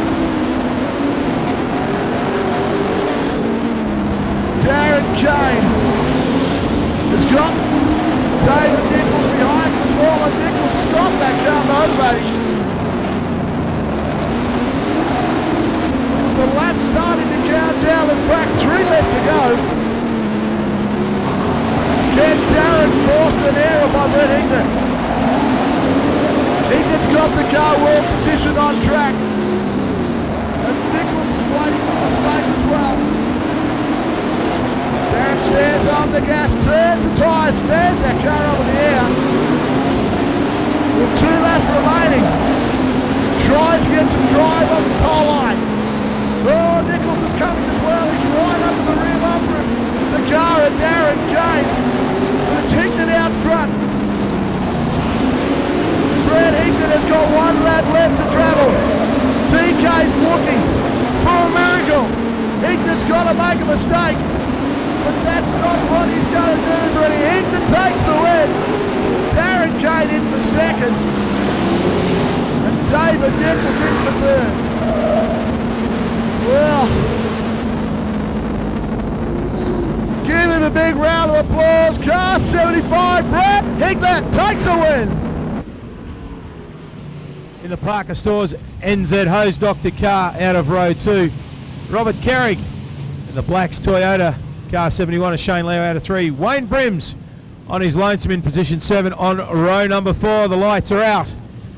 Second last heat of the 2006 Australian Super Sedan title about to get underway. Steve Vaughan sets the pace with Lenny Black. Green, away they go. Vaughan drops it down into turn number 1 on the pole line. Lenny Black gave him a tap in the back and Jack Childs took full advantage of that. Oh, Vaughan goes high and Childs shoots up the inside and takes over the race lead. The True Line Mustang down the front straight. Stevie Vaughan out of South Australia settles into second spot from Lenny Black. Robert Carrick, Luke Pine, Wayne Brims has got past Shane Lau, who's got a handful. The Blacks Toyota car, very, very taily out there in turns 1 and 2. Down the front, oh, Pine puts a pass on Carrick and still the sparks fly out of the back of that car. Certainly not slowing it up any though. Jack Childs, Steve Vaughan. That car's been smoking for the last couple of heats, but certainly hasn't slowed the pace up of the car whatsoever. And looking to put pressure on the Mustang as he goes down the back chute. Luke Pine now looks around the outside of Lenny Black. Black fights off. Oh, Carrick tags the back of Luke Pine. Wayne Brims, he'll be keen to get some positions as Steve Vaughan starts to go back through the field. He was second, now he's in 4th. Lenny Black's up into 2nd, Pine's into 3rd. Carrick goes underneath Vaughan. Vaughan gets sideways, almost tags the back of Brimsey as he comes out of turn 4. There's 5 left to run on the board. Down the back straight they go. Jack Childs, your race leader, plenty of push in that car. In the middle of turns 3 and 4. The gap shortening up.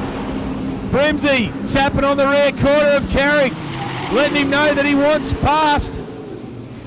Brimsey in 5th spot at the moment, but the field coming back. The yellows are on as Lenny Black.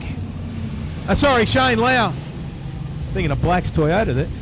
The Black's Toyota car of Shane Lau up against the turn. Right. Back to green we go. Jack Childs is your race leader. Green, away they go. Childs stands on the gas down into turn number 1. Lenny Black there and here comes Piney. He's got some speed on board and looks around the outside of the Pine! There's plenty of sparks there as he rubs the back of it along the fence and cleans some clay off. Puts the clutch in, dips it back into 1st and lets it go and settles down into 5th position. Robert Carrick now moves up into 3rd. Wayne Brims in 4th. Lenny Black though, he's got a sniffer victory. Jack Childs, he's got his hands full. That Mustang is a real pig at the moment. It's not wanting to go around them corners.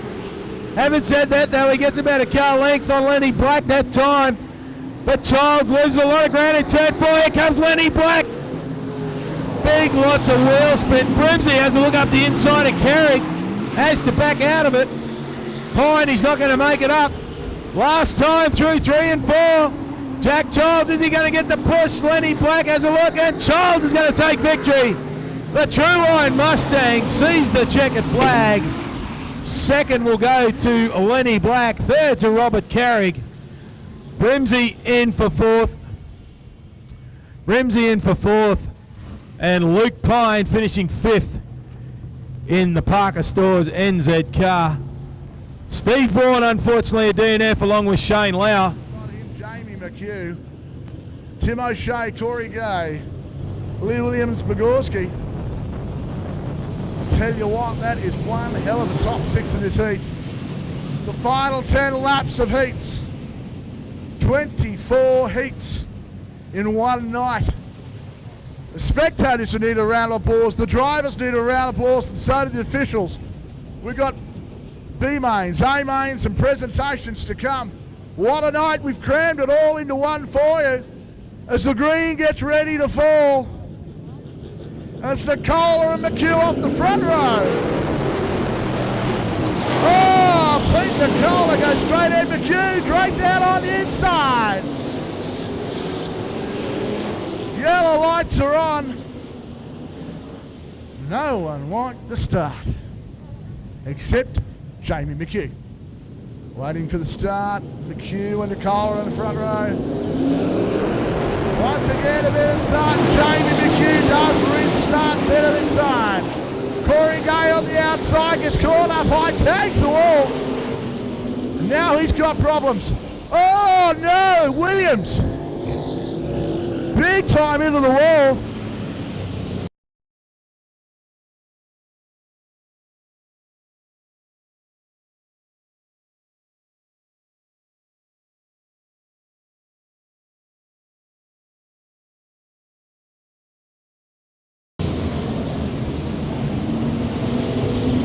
Corey Gay tagged the wall out at 2 when Williams came hot and hard. These guys are really going to feel it, and I think there's plenty of Powerade and stuff being drunk down there as well, but it looks like we're going to go back to green. His night effectively may be over. A fair bit of damage to that car. 10 laps are ready. We're going to grab the green, and McHugh and Nicola go at it on the front row. Nicola got the power down, but McHugh hasn't backed out. Oh, tagging Jamie. Jamie McHugh up into the wall, Nicola getting the tail out, McHugh getting tagged to the front, losing the steering. Gorski line up in positions. Grenville, well, Phillips won a start, he got the power down. And McHugh has gone at it from the start, he's got 2. Oh, look at this, here we go. The lights come on. Jamie some problems on the start line. O'Shea takes it away on the green and Phillips jumps on the inside as well. Look at this. As they make the way down the back, it is absolute chaos. As everybody arrives at turn number 4.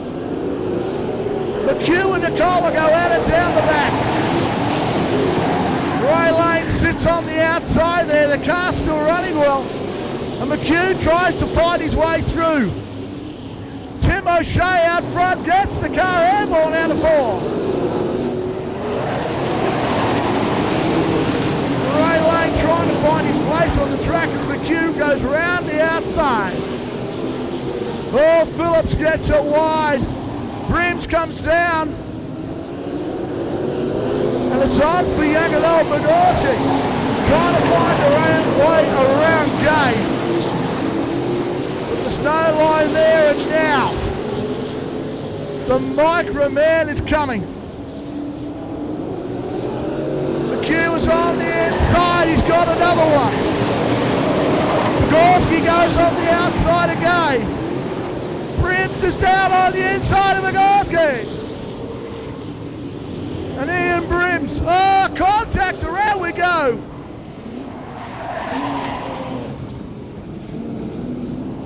And McHugh avoided the contact.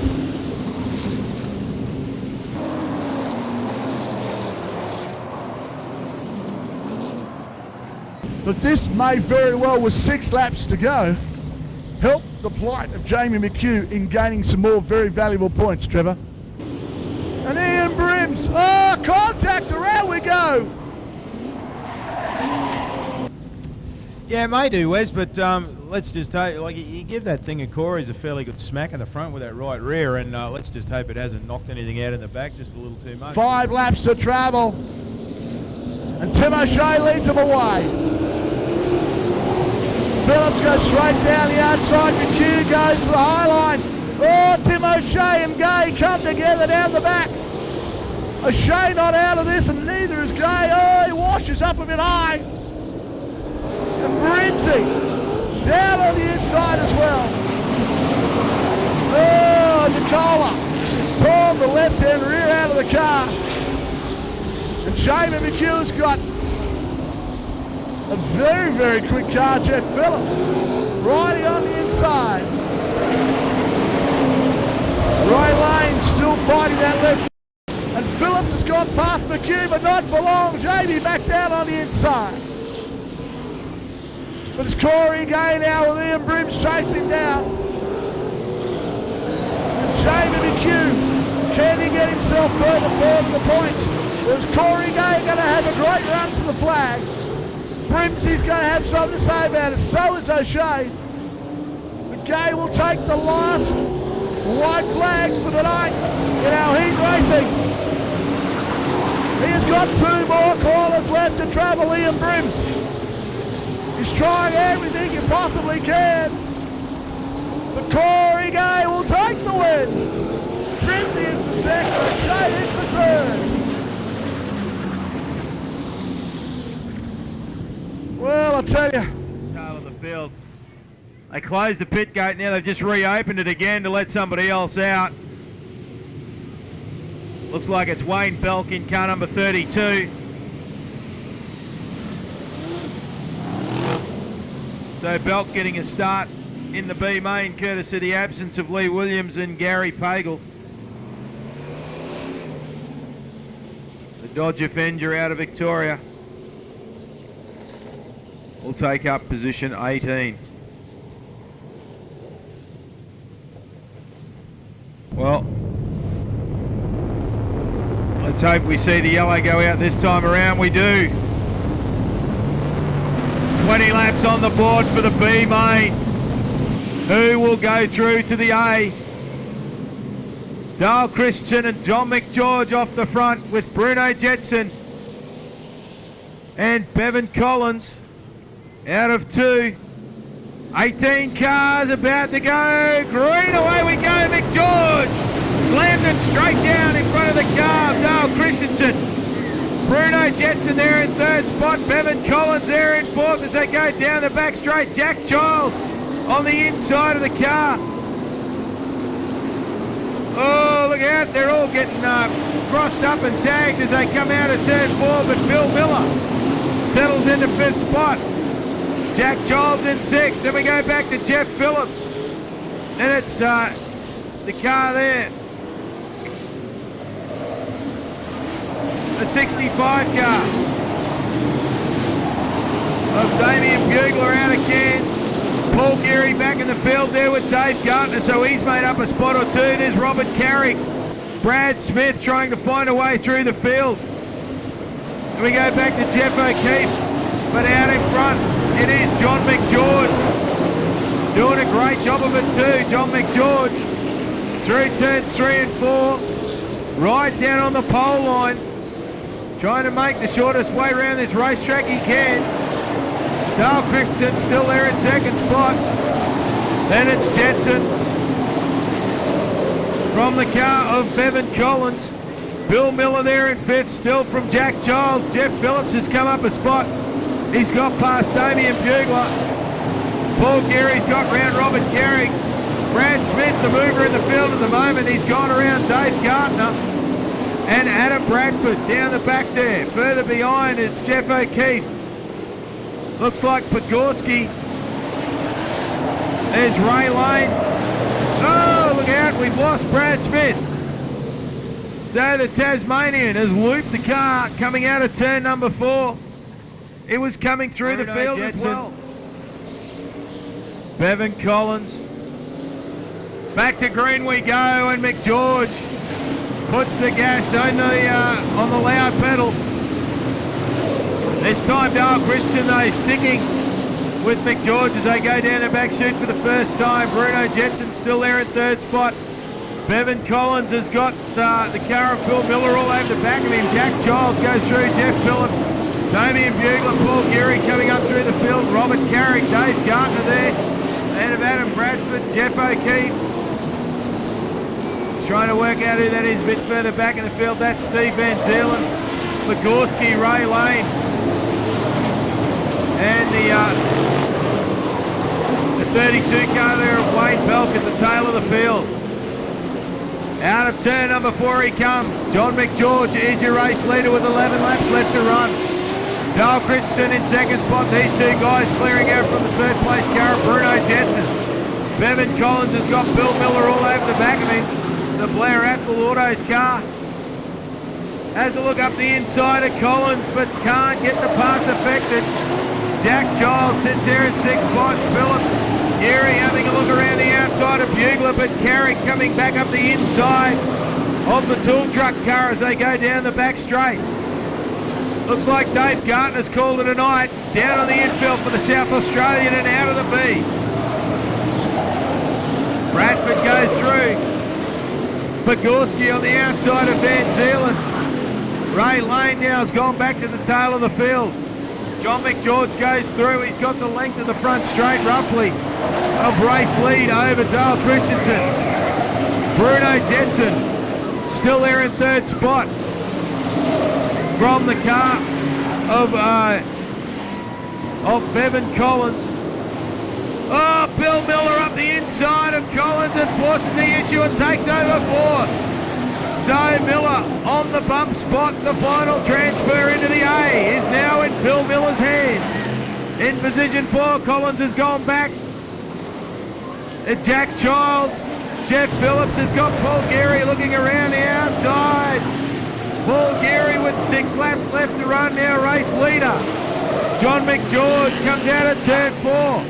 He's now got 5 to go. Dale Christensen in second spot. Bruno Jensen still in third. Bill Miller having a look up the inside. Miller. Down the back straight they go. Bevan Collins there in 5th spot. Jensen and Miller, this is where the battle is. On the final transfer spot into the A. Miller still on the bump spot, as John McGeorge is going to come up to put a lap on Wayne Bell. It's Christensen still in second spot. Those guys are fairly safe. But Miller, Bevan Collins has got rejuvenated and coming hard to try and get back that last position into the A main with 2 laps left to run for John McGeorge. Miller. Collins now looking around the outside of Miller. I don't know if he's going to get it done. He can't. Jack Childs is still there. McGeorge trying to get past and put Wayne Belt a lap down. White flag, 1 to go for the former Australian champion. Down the back straight he goes. Through the 3-4 turns for the last time. Checkered flag and B-main race win to John McGeorge. Second to Dale Christensen, third going to Bruno Jensen ahead of Bill Miller. Then we go back to Bevan Collins, Jack Childs, Jeff Phillips, Paul Geary, Robert Carey, Adam Bradford, Damien Bugler. Then we go back to Jeff O'Keefe. That might be the car of Pogorski ahead of Ray Lane. And that's Neil Sayer. Neil, we're going to do something tonight. This is the inaugural time we've done this. And it's really to compliment someone who has done something throughout this whole procedure and has done something rather special. I'll let you tell everybody what we're here for.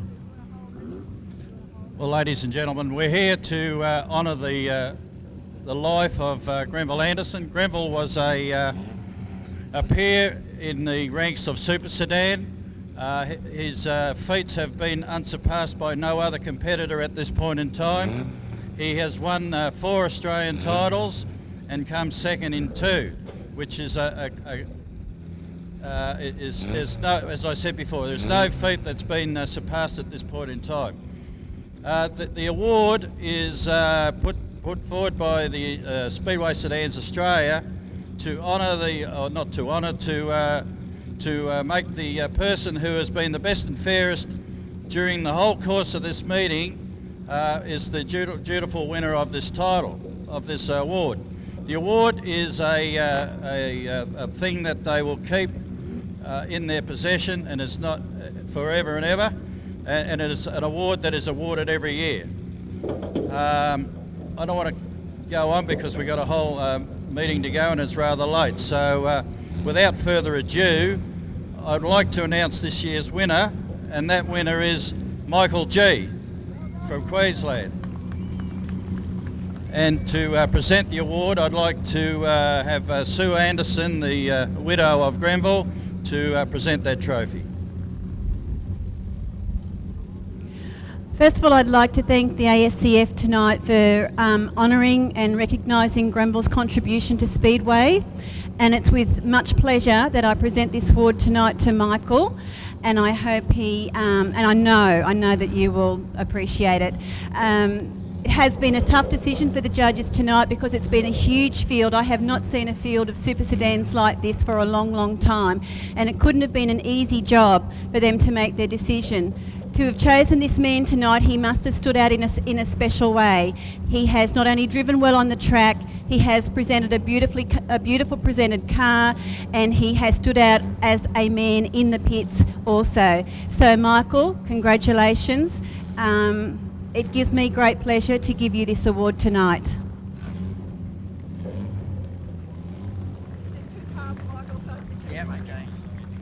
Michael, do you want to say anything?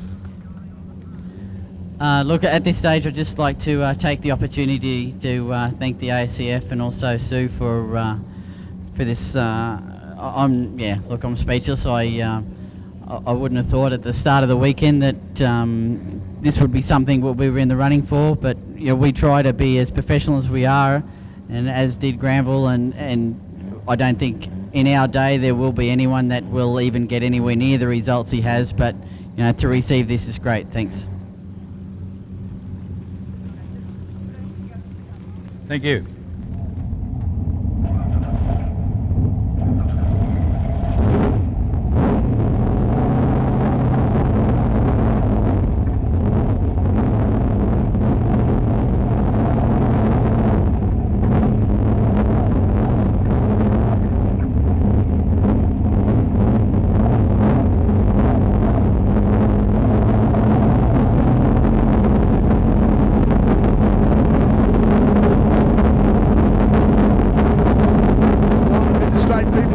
Night that's really had to leave and go. We do not want to give them some chance to get back.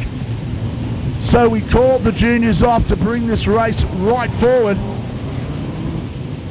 A lot of people have travelled a long way. We've got people from Western Australia, people from Tasmania who have come here to witness what will be a fantastic spectacle of 40 laps. As we roll these guys around, please, let's give them one more big round of applause as they make their way around. Let's get them out, let's get them ready to run. The crowd wants the final. The lights are out. Are you ready? The pace car will come onto the infield.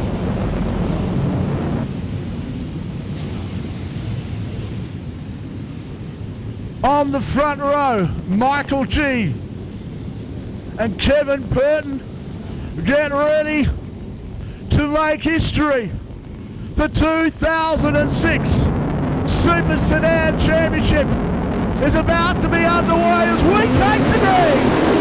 And lights it up on the outside. Michael G tries to get the drive. He may have to drop down behind, and he does. Kevin Burke leads it away. McHugh's coming down when Randall's caught in the middle. Problems for him.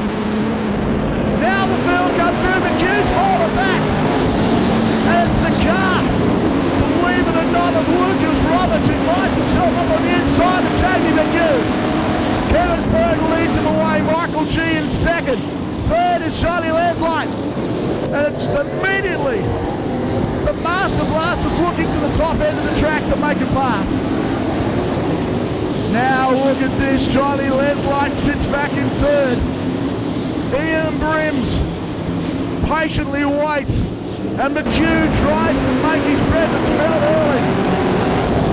Problems further back, Ray Randall being gobbled up by the car such as Bagel as he makes his way towards the front. Look at this, Bevan Burton has got this car poised on the pole line. Tyres are going to be the issue. These guys really have got to conserve their tyres. Only 2 guys have gone to a hard compound. One of them is the car of Lucas Roberts. The other is Johnny Leslite. But at the moment, Kevin Burton looks nice and strong.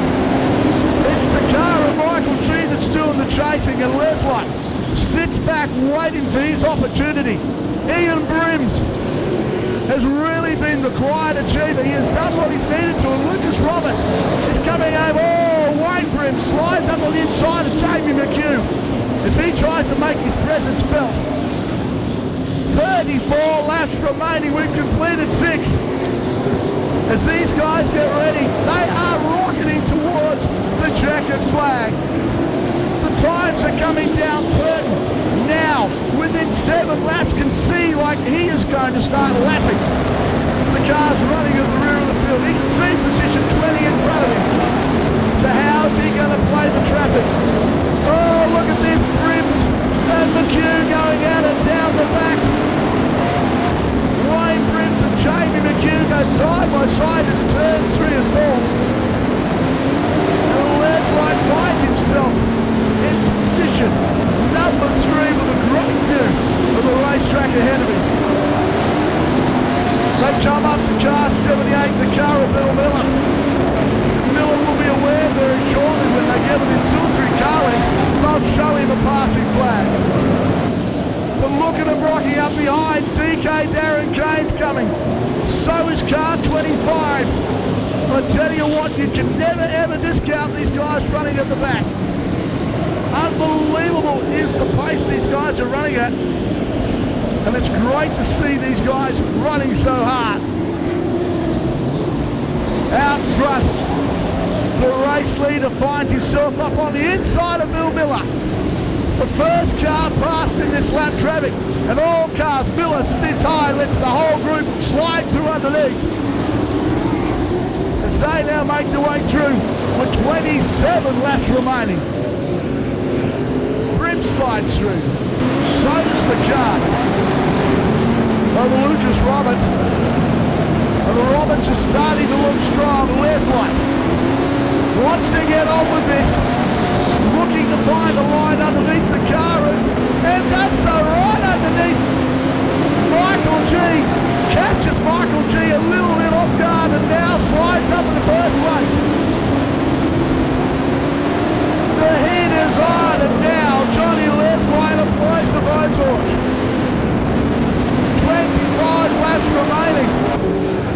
The laps are counting down very quickly, and Kevin Burton will be on the back of the slower traffic very quickly. Michael G's race isn't over. He's looking to build a racetrack slightly off the pole line and lets the back end of this car drift up. Kevin Burton out front has just sat this car on the pole line and is doing exactly what he needs to do. Lucas Roberts is coming home, and Michael G under the back of Johnny Leslite. Contact as they came through turn number 2. McGeorge trying to find his way past Bruno Jetson in the rear of the field as our race leader approaches these guys with 22 laps remaining. Randall sits on the infield. He'll take no further part in this. And car 31.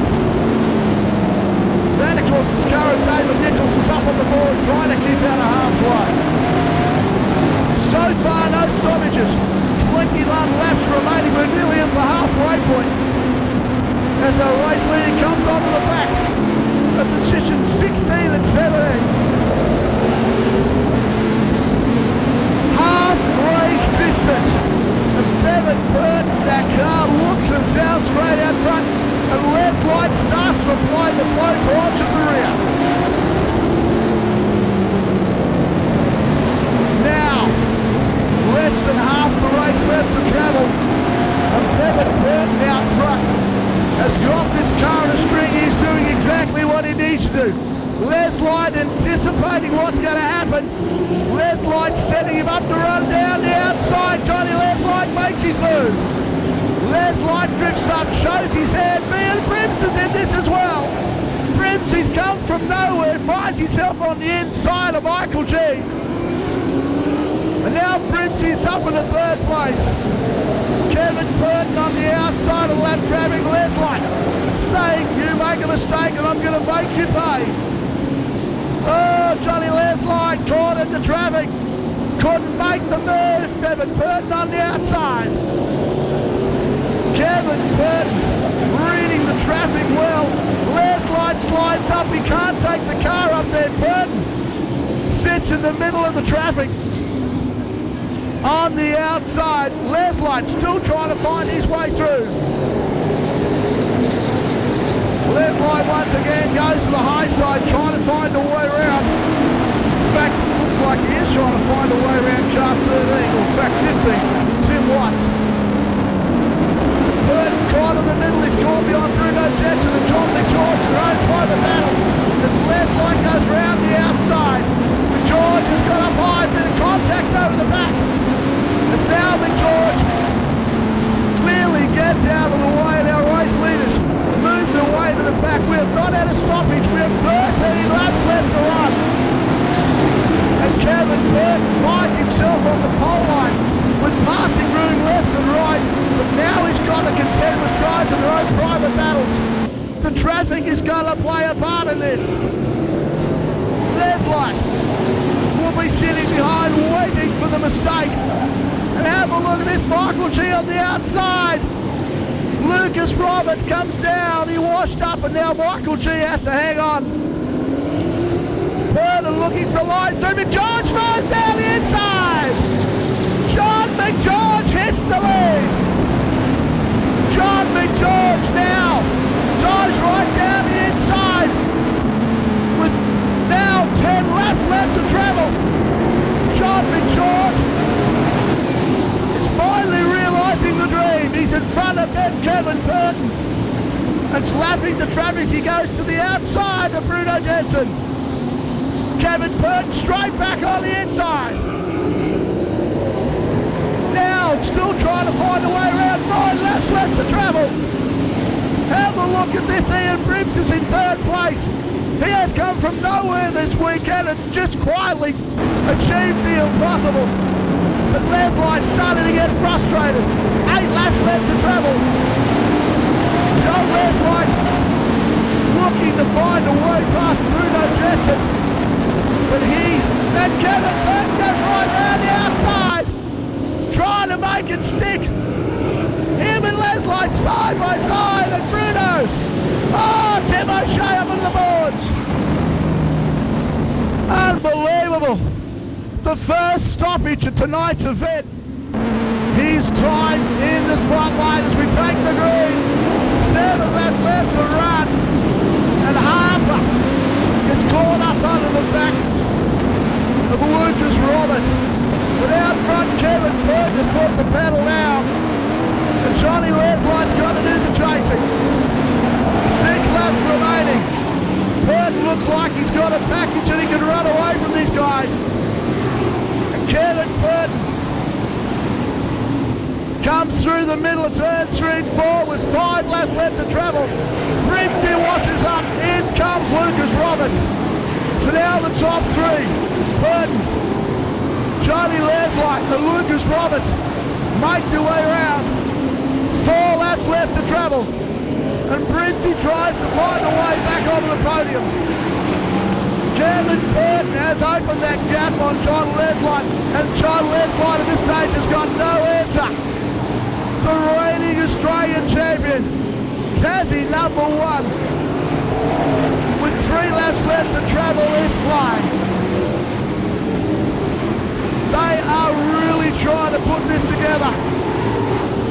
Leslite has got nothing. Kevin Burton, with 2 laps remaining, has got a gap him. Down the back straight, he will catch the slowy traffic.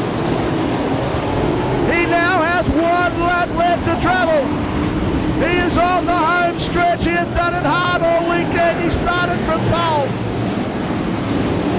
He comes through turn number 3 and 4 to take the jacket flag. Back to back, we have a new Australian champion. A back-to-back win, Kevin Burton takes the win. Second place to John Leslite. Third to Lucas Roberts. But folks, put your hands together for him. He has proved that he is a worthy Australian champion. Back-to-back victories for Tasmania #1 and now Australia #1 for the second time. Kevin Burton. How about that great race? In second place, John Leslite. And third, he has done it well this weekend as well. Car number 45, Lucas Roberts.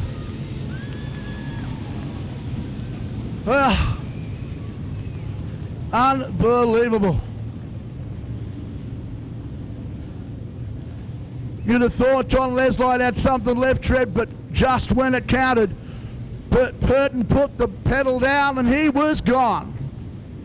Yeah, Wes, I think the problem was that Leslite got that stoppage and we knew that he was on a hard compound tyre. And I think the tyre went off through that stoppage. And unfortunately for Johnny Leslite, that was all she wrote. With 7 laps left to run, he just wasn't able to get the heat back into that tyre. But full credit to Kevin Burton, back-to-back Australian champion. Lucas Roberts come on gangbusters towards the end there. Ian Brims was sitting pretty, but in the end lost out to Lucas Roberts and Jared Harper finishing in 4th. Brimsy credited with 5th from Michael G.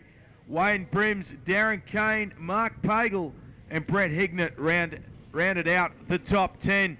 But full credit to Kevin Burton. He came here with a purpose to win back-to-back titles, and that's exactly what they did in that Randall's Transport car. And I got to tell you, Wes, that car looked absolutely beautiful out there on the racetrack. It looked like it was on rails. And, well, how lucky is that, Wes? The right rear on Burton's car is as flat as a tack. On the last lap, Trev, as he went across the start-finish line, that tyre blew and took him to the boards. Unbelievable. I think we need to get an oxygen tent and a crane to get Johnny Leslite out of the car. He is shot. Lucas Roberts. Unbelievable.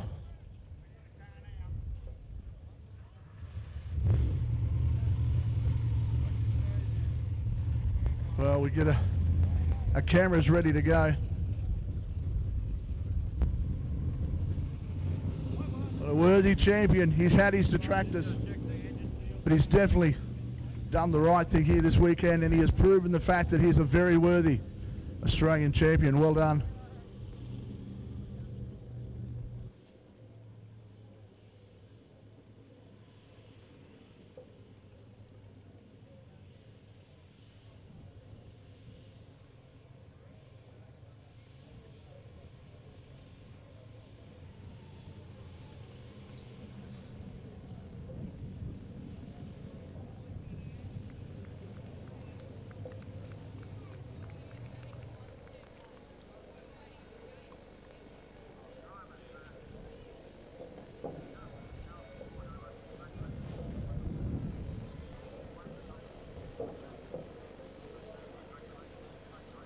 Folks, we're just getting a little bit of television done.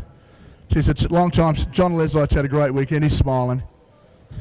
Second place in this sort of circumstance will make him very happy. But we will grab and welcome our winners here very shortly as I grab this other microphone and hold it. Kevin Burton, very happy on the back of the car. He's raced very hard. He's from the Moama Speedway. Please make him welcome in third place, Lucas Roberts.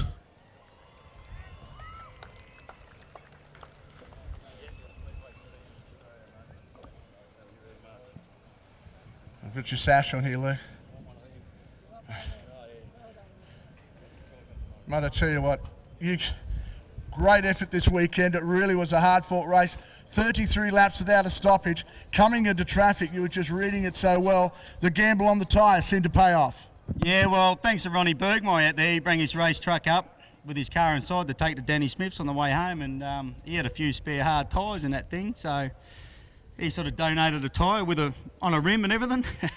I'll have to pay him for it now, I suppose, won't I? I'll have to see the old bloke, he'll pay for it. But no, I'd like to thank the pit crew. Magnificent job all weekend. It's been tough. It's been drive, so many cars. It's a hard deal.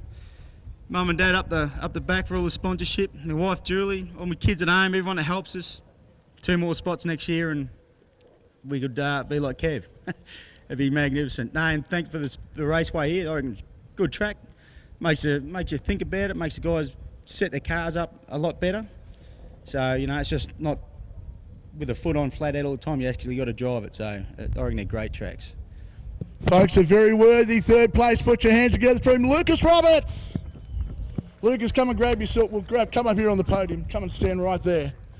In second place, someone get him a can of Coke and a smoke. He needs it. He's got a lot of people to thank here tonight. I'm just going to say him by what we call him. Please make him welcome in second place, John Leslite.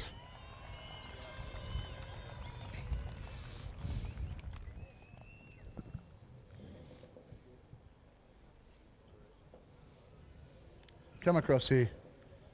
I had a tear in my eye tonight, mate, when you come back. I thought you were dead set cert for this. But I tell you what, he had something left up his sleeve he didn't show you blokes. But unbelievable. You've got a lot of people to thank. It's been a big weekend for you. A really, really big weekend. Everybody's been great. The car went great. When the stoppage came, they said he was 1/1000th of a second in front of us across the line. And but all in all, he was faster in the last 7 laps, and that's the best I could do. And I know second sucks, but it's not too bad for an old fella. Thanks. Folks, give him a big round of applause. We'll get him up here on the podium in position number 2. Well, back-to-back Australian titles. Tasmania number 1. He has set what has been the pace all weekend, and he's now accomplished what he was after, to really set back and make certain that people know that he is a worthy Australian champion. Please make him welcome reigning Australian number 1 and the new Australian number 1, Kevin Patton.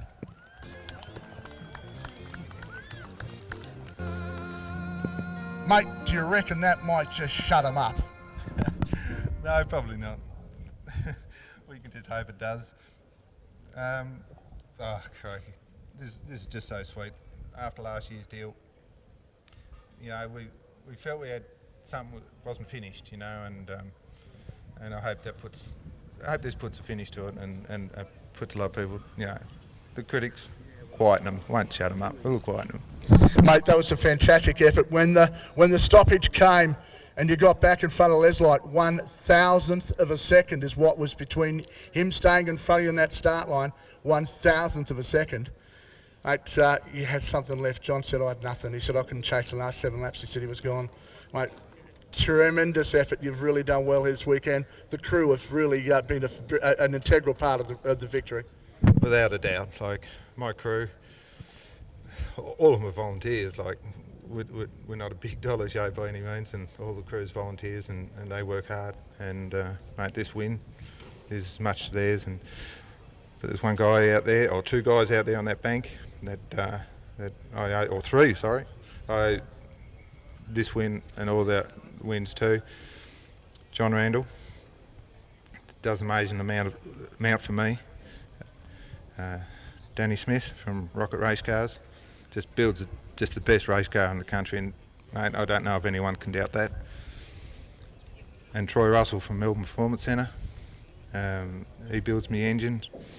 And just does what we want, and mate, just performs extra well. Yeah, thank you. But mate, there's just so many people I've got to thank. A couple of locals actually, Westco Trucks jumped on board to give us help. What is it? Ives Containers, Rod. Thank you guys very, very much. Randall Transport and Shipping. Mitchell's Plastic Welding. Michael from Mitchell's does a heck of a lot for me. Rowan from Tong Sheet Metal. Troy, like I said, from Melbourne Performance Centre. Mini Crane Hire. Crikey, I hope I don't forget somebody here. DuPont, Colour World. And yeah, but most of all I'd like to thank as well is my wife, who's put up with me doing this for 16 years, and she put up with my bad moods probably for the last 12 months on this deal, and I'd like to thank her heaps, and my two kids, Lisa and Nathan.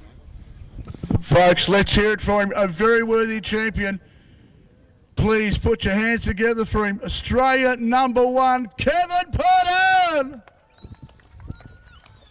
All righty, jump up there. Unbelievable. Trevi, what a big night. I don't know about you, mate, but I'm fresh off to the hospital to go and get my larynx transplanted. I'll tell you, what an unbelievable final. 33 laps without a stoppage, and he had something left in the tank to drive away from Johnny Leslite, and that is no mean feat on this track. Leslite was the man of the hour there for some time. He certainly was, Wes, and as you said, he's proved a point this weekend, Kevin Purton, back-to-back Australian titles, and geez, Lucas Roberts come on there barnstorming towards the end, but probably just ran out of laps, I guess, to try and get Leslite and take the fight to Purton. But that car of Kevin Purton's looked like it was on rails there all the way through that event, and a couple of times just made us slip up once or twice, but the rest of the time it was perfect, and full marks to him and his crew.